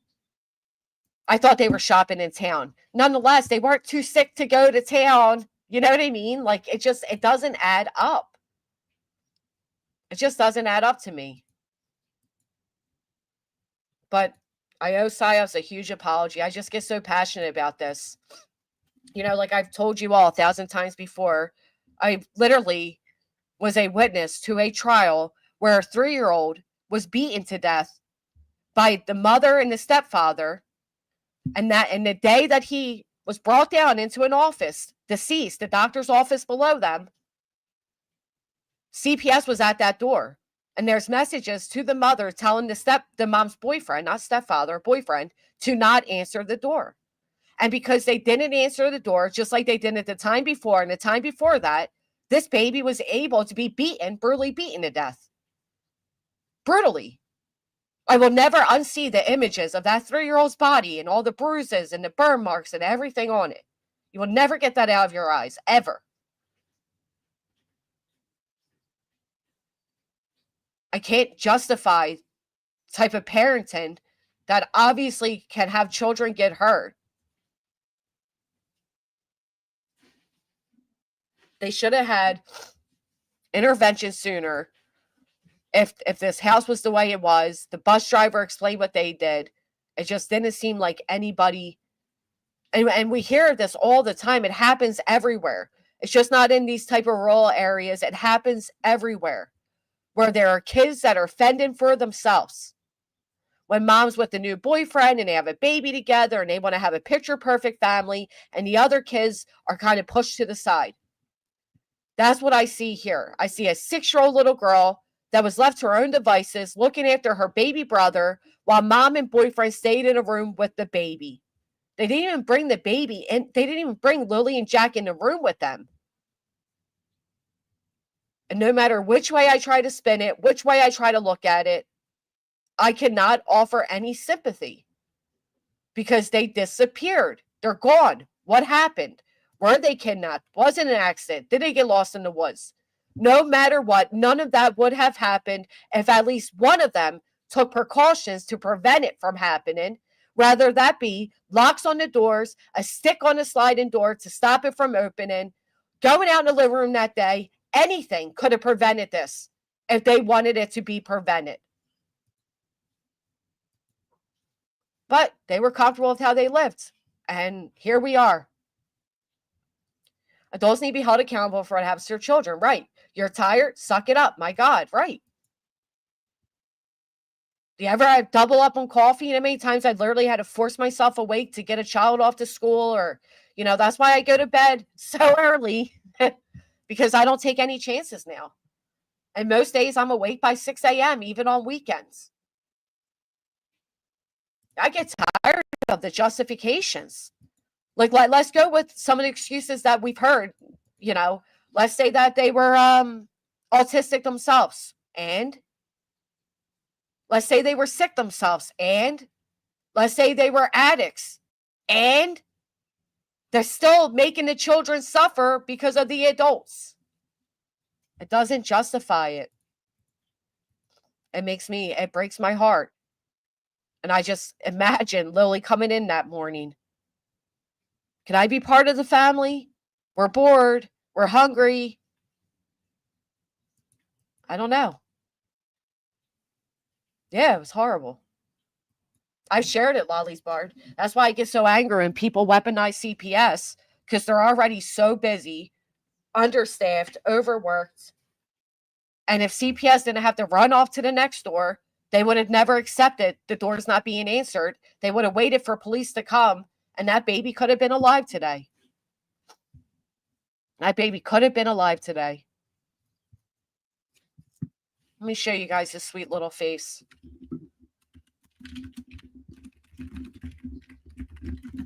He was such a little brute. Stop it. Here's the article. 1 second. Let me get this cat.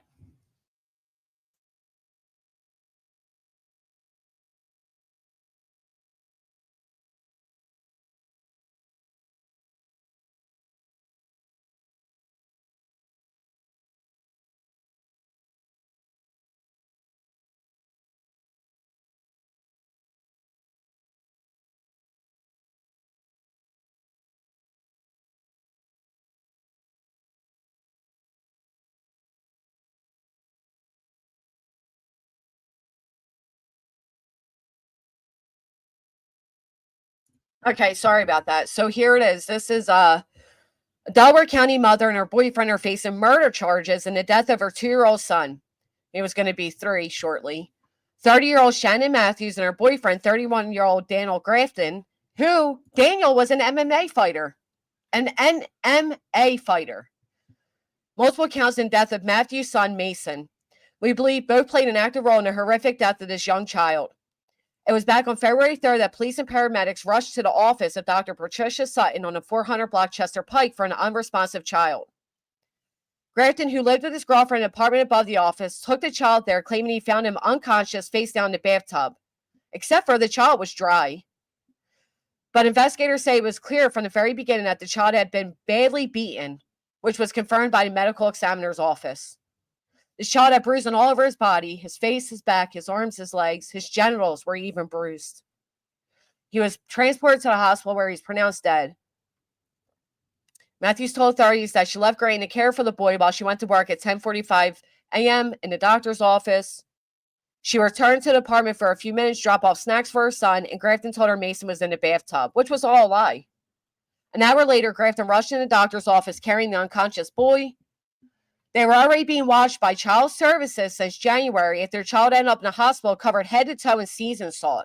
That's another thing. He poured seasoned salt in this baby's eyes, went to the hospital, and he claimed he did it himself. A few days before Mason's death, the caseworker tried to check on the boy, but Grafton would not answer the door, fearing that the caseworkers would see the bruises and call police. So, I mean, that's it. And here's the gross little murderer himself right there. MMA fighter beating the crap out of a baby. And here's the baby, Mason.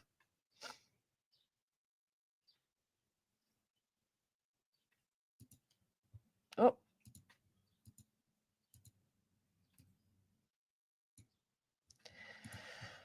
I'm more concerned for the missing kids than the parents. Yeah. Yep. And the saddest part is that this little boy Mason's father wanted him. He was fighting for custody of his 2 boys. He has an older brother who is about 6 that had to live through his brother being beaten this way and witnessing it and then dying. So, I mean, maybe I get a little more passionately when it comes to these cases of younger kids, and I shouldn't take it out on those of you in the chat who disagree. And I apologize that I had, but it just really, it kills me because a 4-year-old cannot take care of themselves. A 6-year-old can do a little bit better, but they can't take care of themselves and a sibling. And there's just no excuse for 2 adults to be in bed till 10 a.m. None. Horrific. He should still be alive, but yeah, that was the first time I ever experienced an actual court proceeding and sat on a witness stand and had to answer questions. And his gross mother was staring right at me, and I wanted to jump over the thing. You didn't, allegedly. I did. I should not have spoken to PsyOps that way. I do feel horrible. Well, thank you, Raven. I really appreciate that. But I still shouldn't have spoken to him that way. But it's a passion. It's when you, right, like Harmony Montgomery. Yeah. When you experience things like this, it'll change you. Oh, yeah. That's just speculating. I have no idea what happened to them. But I'm not speculating when I say that I believe it was the neglect of the parents that morning that led to whatever happened. I did. I heard Lisa was found safe. She turned herself in. Thank God. Hopefully more cases like that happen. I think if these kids that are reported missing did run away, I think if they are known that they are not in trouble, that they would come forward if they did run away. The Harmony case clearly destroyed me. I agree. It was horrible. I'm a seahorse. Is she behind? Yes.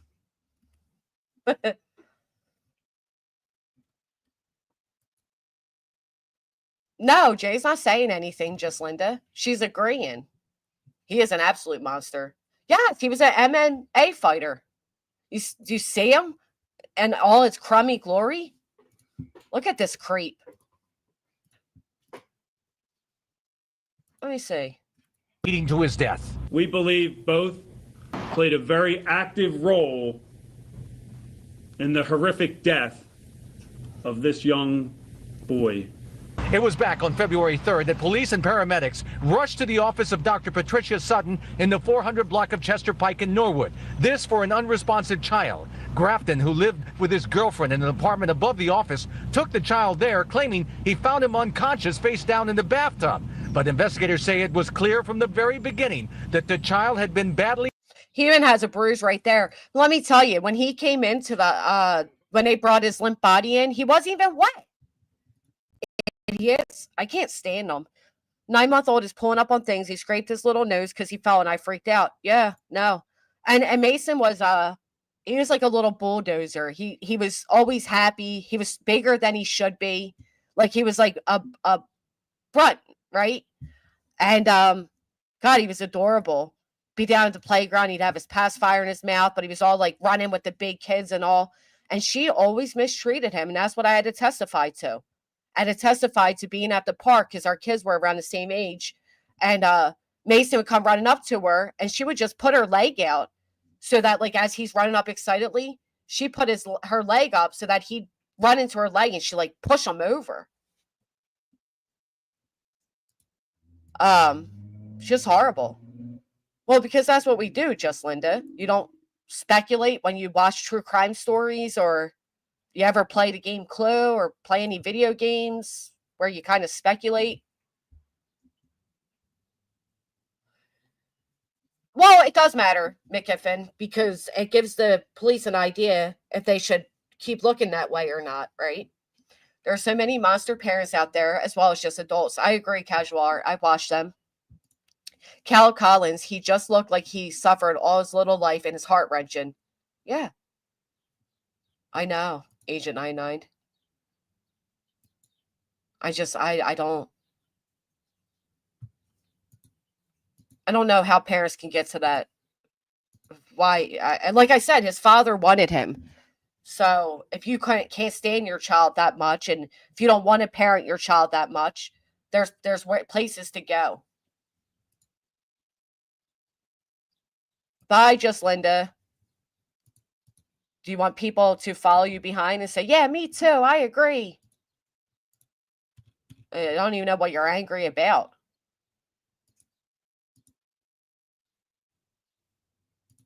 Like, no idea what you're angry about. There's a lot of bad parenting, and it's amazing that so many actually survive into adulthood. I really thought Lilly and Jack would be found by now. Me too. Britt came in with a listen. I do feel like they are, McGiffin. Like, listen, if you want like a happy ever after, go watch, I don't know, Sesame Street. I don't know what to tell people. True crime is ugly. True crime is speculation. How do you think detectives get to their answers? The true crime is trigger inducing. I don't know what people, they want like happy ever afters. What do you want us to tell you? Fantasy stories? You want us to read you a nighttime book? That's not what this channel is. You know what I mean? Like, I don't know what people expect when they enter these type of discussions. He did look very nice. He looks like he's trying to take care of himself. Maybe he feels a big relief passing a polygraph. I would love if Malaya would come out and speak, but I understand why she wouldn't. She pulled apart your photo to see if it was AI. Because she uses filters, she thinks everybody else must be.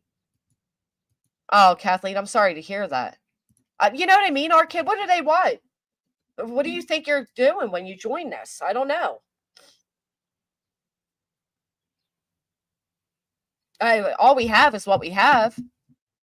Really? You think he would publicly lie about passing one if he didn't? I don't know, man. I think he passed. They do and they don't, right? I'm a seahorse. If Chris Watson had failed his polygraph, they would have never continued down to interrogate him to get a confession. If Daniel passed his polygraph, they know that interrogating him won't get him very far because he passed. That Lauren Flanagan, the mother of 3-year-old Sophia Rose, she unalived, was found in her jail cell on June 1st. I did not. I don't even know if I know of that case.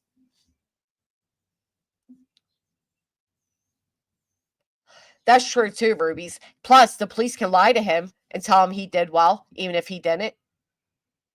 You know what I mean? Well, here's the thing, Ada. If Daniel did something, Malaya likely knows about it. If Malaya did something, Daniel likely knows about it. If one of them were able to do something without the other, I'd be shocked. Hey, Joe, you're a little behind. Good in his favor, because maybe they told him he did a good job. That's true, and they could just be lying to him. That he was taken to RCMP outpost and questioned for 4 hours. He did say that. Yeah, they have a use. You're right, but they don't mean much other. I wonder if SF had a part in finding Elisa. Why do you think that? Elisa actually found herself, didn't she? Let me see. I think she turned herself in. Missing 15-year-old girl who had disturbing chats with men is found safe over 500 miles from home. Why would you? Are you being sarcastic or are you being serious? I gotta know, straight talker. I gotta know. 15-year-old girl who vanished nearly 6 weeks ago in Utah prompted an investigation of 3 men, including at least one who she shared disturbing sex chats while trying to get her to meet him, has been found safe more than 500 miles away in Colorado. She walked into the Colorado Springs Police Department on Sunday, 6 weeks after she disappeared. So she turned herself in. She was in good health, but cops have not yet determined how she got to the police station or if she was held against her will, the outlet reported. Dang, all these dang pop-ups. Last message was to a 41-year-old man whom she had been having a series of sexual conversations. That's heartbreaking. I'm running away. Please don't contact me. That's what she wrote to an unnamed man from Utah whom she met on Discord. That's why you got to be in your children's business. This poor girl's probably just looking for love, and now she will never,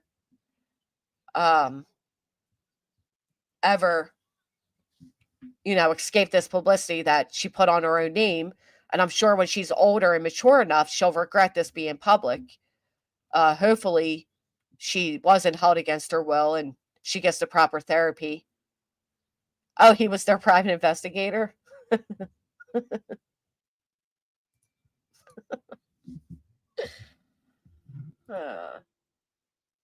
Yeah, that's true. You're right, Bobby. I agree. I don't know. I just figured he wouldn't lie to the news, but who knows with people, right? Hallie Cummins case. Yeah, trippy. It has not. They were closed, but they weren't locked.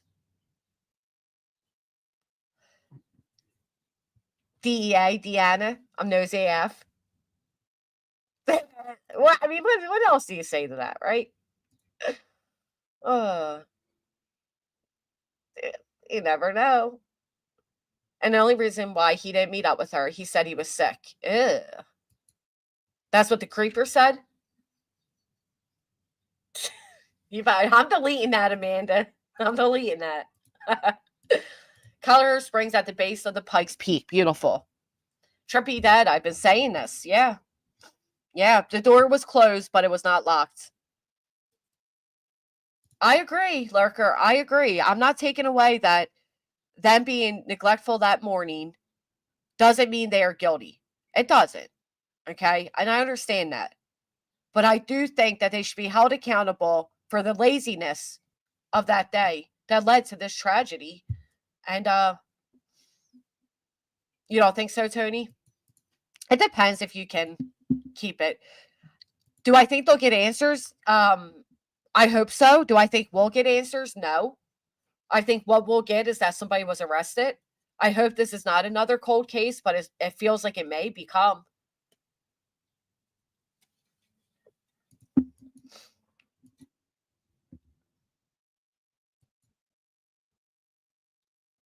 That's interesting, Shaggy. I'm a detective. You guys are hyper in the chat today. What's going on? Yeah, unfortunately, I think so. You think so? Hit the like. If it were one of those two, they would have rolled. I think it would be another family member or a rando that was around a lot. A lot of people on that property.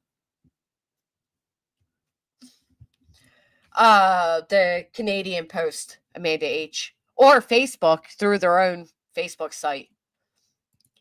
Each case is unique, but there's a lot of similarities, a lot of things to learn from the others. But I do think if they started making an example by holding these people accountable for whatever neglect led to in the cases where it does, that we stop seeing a lot more of these cases. I'd hope. I don't know. What has been given out? What does the crowns look like? Hold on. Let me come on over. Community crown. Oh, Pretty in Pink is number 1. Handmade is number 2. Scooter McBooter is number 3. Gary coming in 4th. How do you get these? That's pretty cool. Ellie says foul play involved. I'm still going to believe the kids are in woods or water. I hope not water. I hope not either. That's it, Pretty in Pink. I hope these kids can be found and get justice if needed. Which either way, right, they have responsibility in it. Sellers, lucky number 7. So what else has been going on? What have you guys been up to? Oh, the more you chat. Well, look at that. By chatting or super chats. You are I just saw you, Pristine. You're way down here. You're number 41, Pristine. That's pretty cool, though.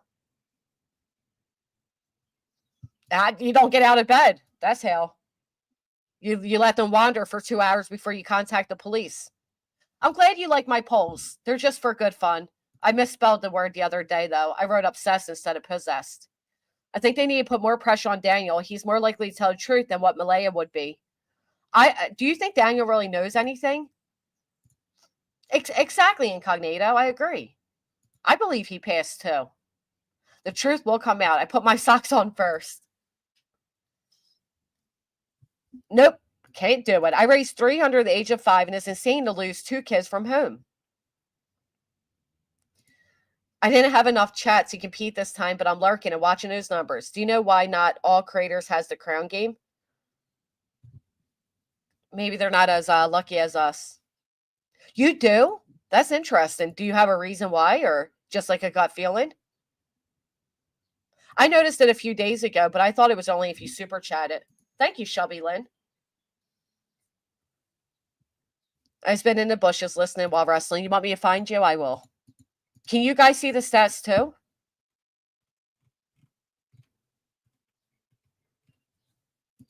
On your ends? You're not on the stats, Peekaboo.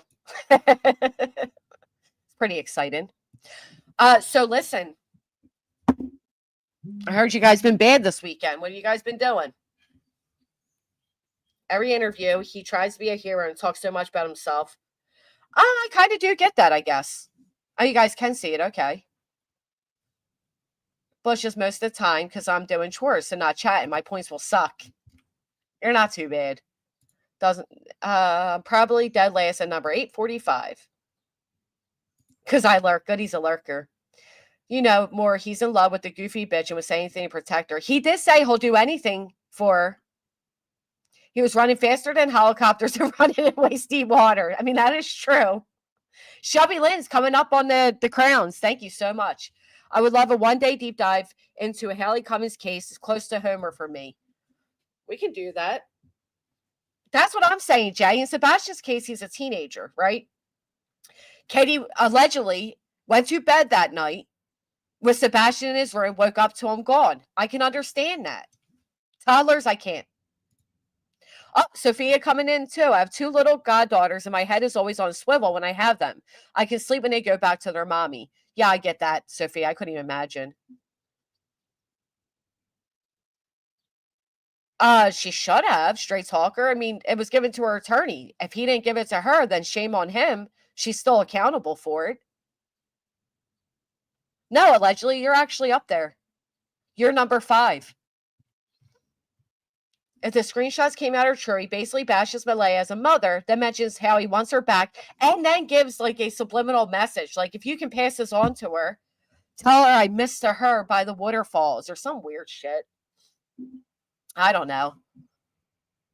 Well, I would lawyer up too, little mama. I think we should stop shaming people for lawyering up because these type of situations, the cops can walk you into anything.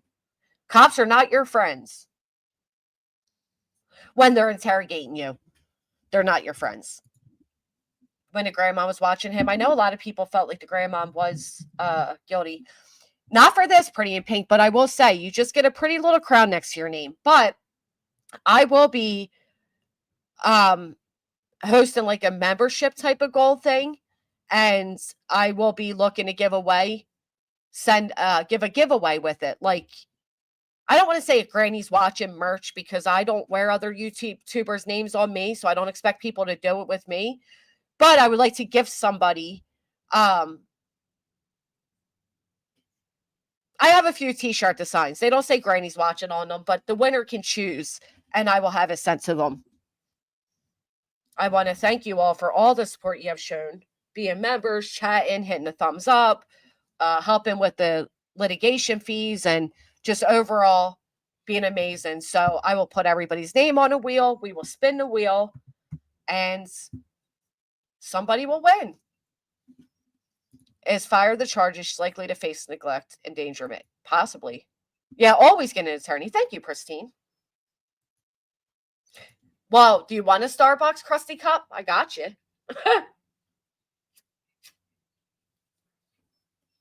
I know. Can you believe it? It's already June.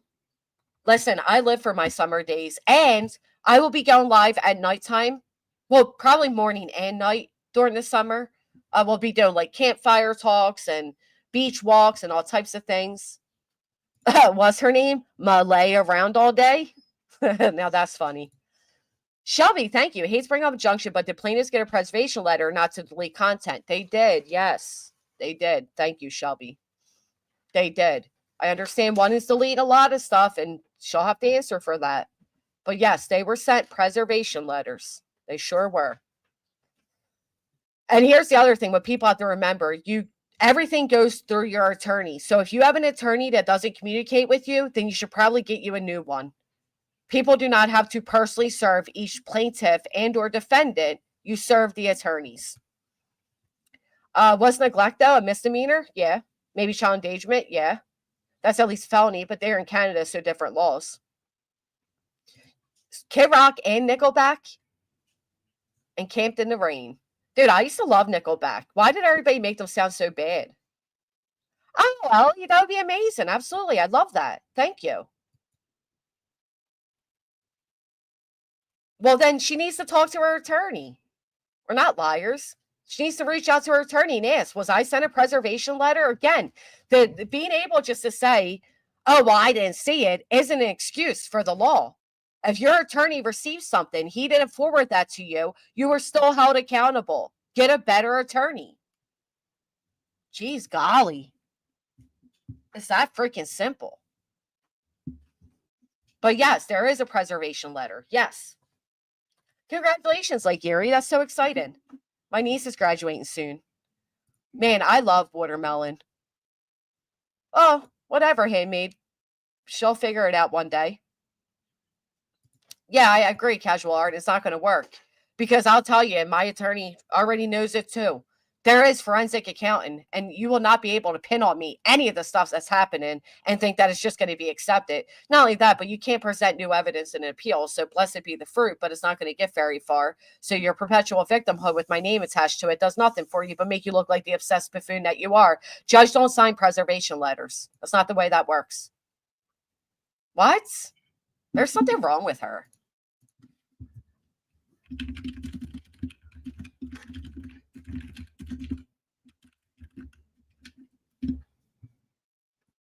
I don't think they have to sign it.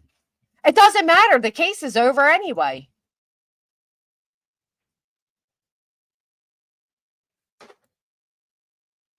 I don't know. The fact is, we didn't need one. We didn't need all of that, so it didn't matter. And the case is over, so I don't know.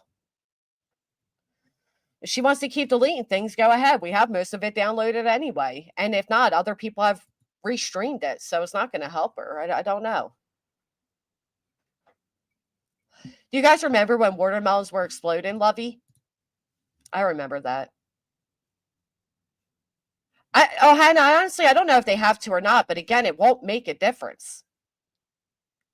Really, it won't. Because the idea of that, just like they didn't answer the questions that we sent, like the depositions, we ended up not needing depositions, right? Exactly, straight talker. It just doesn't matter at this point. So, remember the 50 questions my attorney sent her that she didn't answer and all of that? She didn't have to because we won the case and hers was dismissed.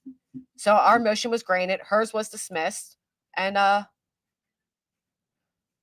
that's it. Now, all of this may be held against her in a countersuit. Who knows?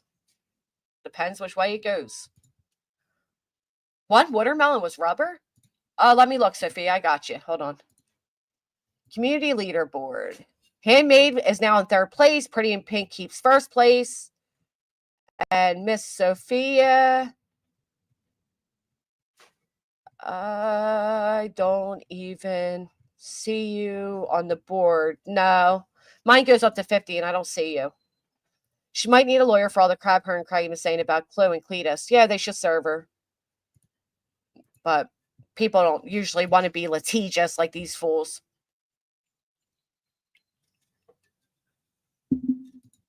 Cheaters! You moved on up, Pristine. Good morning, Kimberly. Make sure I've never had a rubber tasting watermelon. I didn't see it. What was it? You're not hearing anything? Congratulations, Winnie. Forensic science courses along with photography. That's awesome. You know what? I put serious poll because the last one, people are like, why do you care? They were angry at my poll about deodorant. It was just a joke. You get them for chatting, B-Fam. And super chatting moves you up, but you get them for chatting. That's rigged. They're doing you dirty. I'm gonna have to Google that one. I think y'all messing with me. Got a horrible melon yesterday full of water. I need it. Oh, that's like when you would cut them and they explode. I'm cooler than Elsa. I like that. Let it go. Let it go. Yeah, you get them for chatting. You get more points for super chats, but just chatting gets you it. Yes. Thank you, Captain. Wasn't it, May May? I'm wondering how many of you are like stretching out your collars. I couldn't believe that. Yeah, they were just fun. No, we don't make more money, but I guess it helps with the algorithm, especially, interaction. But I don't think we make. I've answered you like 3 times to aimlessly wandering. What do you mean? And that's actually really rude to say because I'm one of the few people that interacts with the entire chat. So that kind of hurts my feelings. You would even say that. The only other comment you made today is I can, Sophia. That's all you said. So what are you talking about? Do you know that? I can see that. I can see every comment you guys have ever made. So I don't know why you would say that. I said hi to you when you came in. I always acknowledge you. Aimlessly, I'm sorry you feel that way, honestly. That kind of hurts my feelings. I go through the bottom. I would never go through my collar. I feel like it would make your collar stretchy. Right, CJK, that hurts my feelings that they feel that way. I'm sorry you feel that way. I said hi when you came in, and I would never want anybody to feel that way. I try to interact with everybody. Yeah, that's true. Peekaboo's gray. And honestly, on my end, I don't see what color you guys are anyway. I have no idea. Thank you, Java. Sorry, aimlessly. I'm sorry you feel that way. Thank you, Amir. I really appreciate that. Yeah, Anna. That just makes me feel bad. I would never want you to feel that way. Oh, thank you, Ever Love Me. I love that. Thank you. Now I'm going to take the compliments. Thank you. Thank you. Give a few more, guys. Come on. Keep them coming. Keep them coming. Yeah, aimlessly. I'm sorry. I did highlight you. Sometimes I highlight comments and I don't respond to them because you're talking to somebody else. But I said hi when you came in and everything. Thank you, Reed James. I appreciate that. I appreciate all the compliments. Thank you. Thank you very much. Keep them coming. Knowledge in chat. It's kind of amazing how she can have a good video and interact with chat. Oh, thank you. Thank you, aimlessly. I'm sorry you feel that way. I'll make sure that you never feel that way. I promise. I'm sorry. Thank you, I'm a seahorse. Well, Jamie, I don't know if I should take that as a compliment or not, but it's funny. Yoga mama. I'm in the bushes 85% of the time, and Granny Chatter is always nice to say hi. Yeah, we never want somebody to feel left out. Time nonsense is being on the same screen as the chat. Yeah, I know. I'll tell you what, though. If I'm in like a chat and I interact enough and nobody acknowledges it, I leave. You know what I mean? Like, don't you as chatters want to know that your contribution is being seen? I don't know. Am I anybody else that feels that way? Like, you know what I mean? I don't know. Oh, thank you, Newfie. I go to a lot of chats, say hi, no one ever speaks back. That's what I mean. I don't like that. And I don't like people that, I can only get seen if I super chat, which is a slick way for the channel to make good money. If I did that for a week where the only way I answered, if you super chat it, you make a lot more money, but I don't like it. I get paranoid if I'm blocked if no one responds. Yeah. You leave too, so I'm not alone. Sailor says me too. I heard y'all acted up all weekend, but I won't be putting you in timeout today. See, I'm the same. All right, we're not alone. Don't forget to tip your waitress. If the creator does say hi to you specifically, no, not the creator. Just in general, like if you're interacting, and I don't know how to explain it without sounding like I, need so much. I need to fix my screen. That's the only reason I changed it today. People though, GW, like every time they comment, yeah, right? Why waste my fingers, right? I just assume I'm blocked. Some chats get too busy. I chat less. Yeah. Your picture looks great in your voice. Oh, thank you, Bobby. That's really sweet of you. What was your opinion on Harmony Montgomery's mom getting that $2.2 million? Just wondering. Well, I agree with it because no amount of money will replace the tragedy she went through. And she was desperately trying to find her daughter, and nobody was helping her. She had a feeling something was off. I didn't even know she got it. So who does she sue? The state and the CPS? Oh, thank you, Lovey. I really appreciate that. I didn't realize I don't acknowledge you, but I'm sorry. Oh, allegedly always says hi when I come in. Yeah, it does. It helps, Lurker. I think the more participation the chat has, the more likely YouTube is to recommend it. Do you guys know that I was YouTube, what's it called? Basically, I was recommended by YouTube a couple times in the past few weeks. I forget what they call it, but YouTube Premiere, maybe? I don't know. Oh, thank you, Jesnet. That's right, Delia. Delia. I don't know which way you say it. Popping in chats to add something while bush watching and then inadvertently ignore. I do that too. At least one hello or I'm out. See, it's not me. I thought I didn't want to. I brought it up and I was like, you know what? You're going to sound like a brat. But I do feel that way too. It's why I always try to acknowledge somebody. And if I'm in a chat and somebody comes in and says, hi, chat, and I see nobody else says anything, I always say hi to them no matter what. YouTube feature. That's right. Thank you. I won't leave, but it doesn't feel good when the person does talk to everyone. Yeah, exactly, Amir. Sometimes they only respond to super chats and members. You live in Maryland? I love that. We're so close. Do you go fishing? I mean, crabbing? Can you see me? There's always that person in the chat. Did you hear about her trying to win a Mother of the Year award by using her son's pics that she lost custody of? His adopted dad's reported her. Who, Pika? I'm well behind in the chat now. I'm sorry. Who did that? Oh, Kiki loves you. I love that. Thank you. Kiki says, I get more replies here than any place that's this big. It's nice. I appreciate it. Thank you. Well, Bob and G, we notice when you do comment, and it means a lot. Comment in active chat, thumbs up. They all help the algorithm. What blew me away was that turtle dude going to her front door. That is BS. No wonder he's in trouble. Who the fuck does he think he is?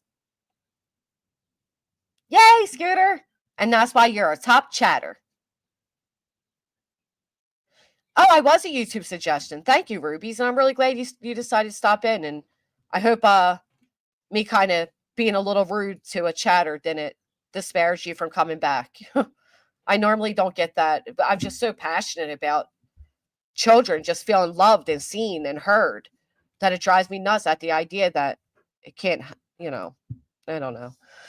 Harmony's mother tried that. So she tried getting Mother of the Year award using a child she doesn't see. Is that what you guys are saying? Oh, thank you, Natural. She's in all of my backgrounds, but today we switched it up a little bit. I have to fix this one because it's still Easter. But we have the outdoor window where the cat's in the corner enjoying the butterflies. I can't do much, but I hit the like and try to comment some. You chat a lot, Shelly. For that reason, if I pay and get completely ignored, I cancel that too. Hell yeah. People got to remember, this is a free platform. If somebody decides to be a member, that's like so... I always think like it's like buying a subscription to Netflix or Disney Plus, or some people have memberships at only $4.99, and that is like the amount it is to have streaming apps. Some streaming apps, most have gone up now, but to get a membership on a free platform really is flattering, and I appreciate it more than I proudly express, to be honest. Oh, so wow. Harmony's mother tried that. That is insane. No, you just chat and you can get the points. Where did this all come out at? Like, how do I see that? I guess I'll deep dive that and we can take a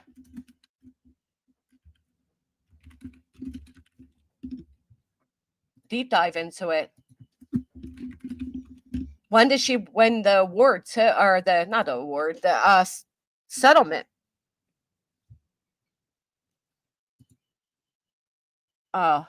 Is it this? Hold on. Let's see. Crystal Story is getting $2.2 million in this settlement agreement. She filed the wrongful death lawsuit against the state last September, months after Harmony's father, Adam Montgomery, was found guilty of killing the little girl. And through that wrongful death lawsuit, she claimed the state's Division for Children, Youth, and Families was negligent and liable for her 5-year-old daughter's death because they put the 5-year-old in harm's way. Do you guys disagree with that? I mean, when you look at Adam's history and you look at how hard she was trying to, kind of get somebody to check on Harmony, do you disagree with what she's saying? Put a 1 if you agree. Put a 2 if you disagree. Did you see the video going around of a man who has flying termites in his house? Like millions of termites? Are they termites or are they ants? Because ants in hot weather can grow wings too, and they look a lot like termites. A lot of people agree. Thank you, Lolly. I'm glad you feel that way. You've seen a case. I have, Okie. I was deep diving it the other day to kind of give us a look into it. Pretty good. They would say hi to creators are doing a lot so they can't see everything. My mods are the best. But I have to admit, because I go live so early, my mods are usually working. So, I had the same issue with one of the houses that I had. It was horrible. They are termites, get her done. Oh. Irrational behavior trolls. Liz. Termites. Ew. Most of you agree. Okay, I don't think I seen number 2 come in. Then again, you might feel guilty putting it 2, huh? She says Harmony's death was preventable and accused DCYF of failing to respond to reports of abuse that were made months before Harmony was killed. Sori lost custody of Harmony years ago, but last March, a judge granted her request to have Harmony declared legally dead. When that order was granted, Sori told reporters her priorities were finding her daughter's remains and holding the systems designed to protect Harmony accountable. Adam Montgomery is 1 year into his 56 to life prison sentence for murdering Harmony in 2019. Her remains have never been found. Now, by settling, the state says it is not admitting to any wrongdoing here, and both the state and Crystal Sori say they won't be commenting any further about this. As part of the settlement, to not comment about it. $2.2 million is a lot of money. I hope she keeps her sobriety, doesn't relapse, and she does go with that money. It'd be really nice if she opened up some type of center for women and children, or if she did something to put it back into helping better the system, because just holding them accountable through a money value is not holding them accountable. She should continue to fight for changes and prove that it wasn't just done for money. That would prove her intent, get her done, right? If she does something good with that money. And I hope she does. Well, of course they would disagree, because that one's driven by money herself. She's probably just jealous that she got the money. Right, but CPS should have never put Harmony into Adam's hands either. And then she was trying to get her found, but couldn't. We'll see. We'll see what she does with the money, if she does something good with it. Hey, Robin. And, oh, really? Candilee? Well, that's good. I never understood why she had court for both kids and separate hearings for custody and couldn't still rearrange to go to Harmony's, which forfeited her custody to Adam. Yeah.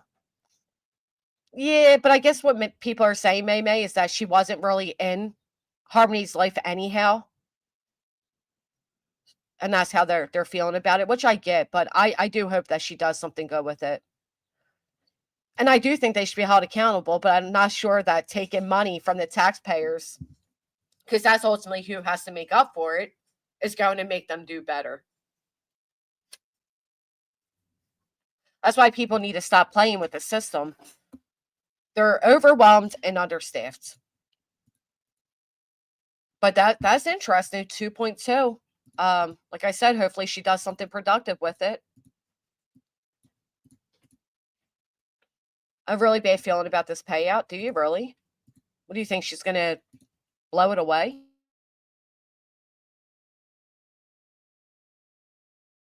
Is that what you think? Kayla has to look at what she's become every day at least. She'll never live down the mistakes that she made. Laws need to change in the state care system for all children. Well, they need to start paying caseworkers more money.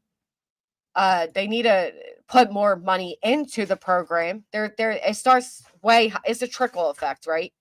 I filed a malpractice lawsuit against doctor when I lost my firstborn. I'm sorry, but shit like this pisses me off. The doctor was negligent in delivering my son in time. I'm so sorry, gamers. I'm sorry to hear that. I saw the video of the door knock. I believe he impersonated an LE officer. He is in big trouble. Who, Liz? I missed whoever you're talking about. It would have been really nice if she would have been a good parent to begin with. Yeah. I mean, does it make you a bad parent if you admit it that you're not in a place to be a parent? I don't know. Oh, thank you, Rabbit Hole. I've never super chatted Crater. The only crazy that I've ever said a thing to me was JGW Wispy Nonsense. QB wants to write a comment for me. Clue never has. Clue, I don't think Clue interacts with the chat as much as some others. Like, she's usually like restreaming something, and when you do that, you're on another screen. So, but she highlights, she's like me. She'll highlight a comment, but not necessarily read it. I'm sure it's not done on purpose, to be honest. It's just when you screen share and everything, you're on a different screen. You're right, Betty Boop. She'll lose a large percent of that to attorney fees and all types of things. Some of it went to her son, which is fantastic. I hope it helps him in the long run. His adopted parents seem fantastic. They tried to get Harmony too, which breaks my heart. I mean, you got to admit, CPS should have never handed Harmony over to Adam. He had a horrible record.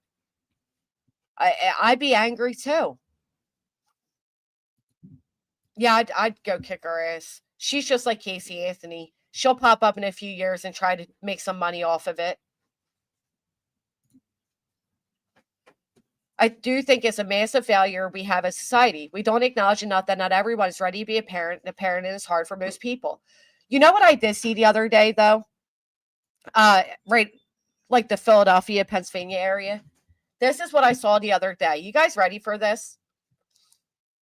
This is a woman that I'm friends with on Facebook, and I don't really utilize Facebook. I deleted it, then I got it back to follow Sebastian's case, but whatever. So I'm over on Facebook the other day, and I see this pop up, and this was actually horrible.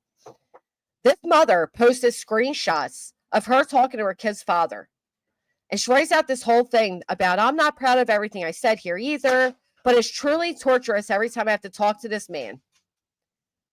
Because I have such severe PTSD from what has transpired. Most of my friends know my story at this point, but about poor Ben being taken from us many years ago. So basically, many years ago, this woman lost custody of her child to her kid's father, and now he's 11 years old. So she writes this. I just want to say, if anyone ever wonders why I look so miserable all the time, it's truly because of this. I am dead inside. I try and fake happy when I have the energy. I grieved a child that was still alive, barely saw him, only to be forced into raising him full-time 11 years later. He needs more attention than I feel I can give because of what he went through, blah, blah, blah. So the text message she posts are basically her and the father, and they're arguing about who's going to have majority of the summer with the child.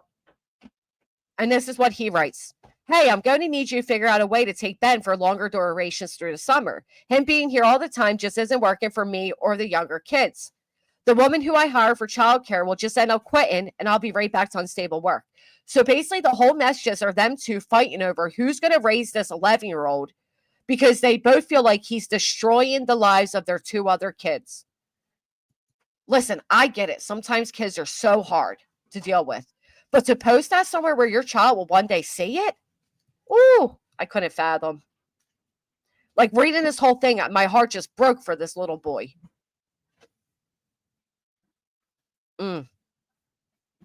She goes on to say, he acts more of a narcissist than anything else, and that comes from you. Oh, man, the messages are horrible. I know, it's horrible. I couldn't believe it.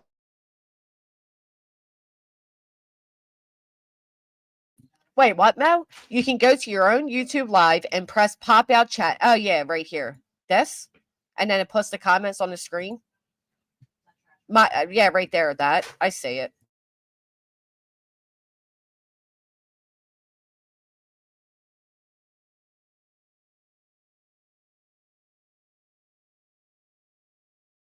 Yeah, 11 years old, neither parent wants him. I mean, how heartbreaking is that? She's saying I'm being forced into raising him. Oh, man. And if he can one day see that on Facebook, and once you put something on the internet, it's always there. I can't. I couldn't imagine posting that and thinking it makes you look good. But listen, the weather's really nice here. I got some things to finish up. I want to go back into the garden and plant a few more things. I appreciate you guys spending the morning with me. I missed all of you. But I don't go live for the weekend. I feel like I miss everything. And I feel like nobody's going to show up when I do go live because I miss so many days. But it was my son's birthday weekend. We had a great weekend. I appreciate all of you that wished him a happy birthday. And yeah, I will be back live tomorrow morning. So thank you so much for coming today. If you haven't, would you please consider hitting the thumbs up on your way out? And I'll see you all around these streets. Thank you for being here.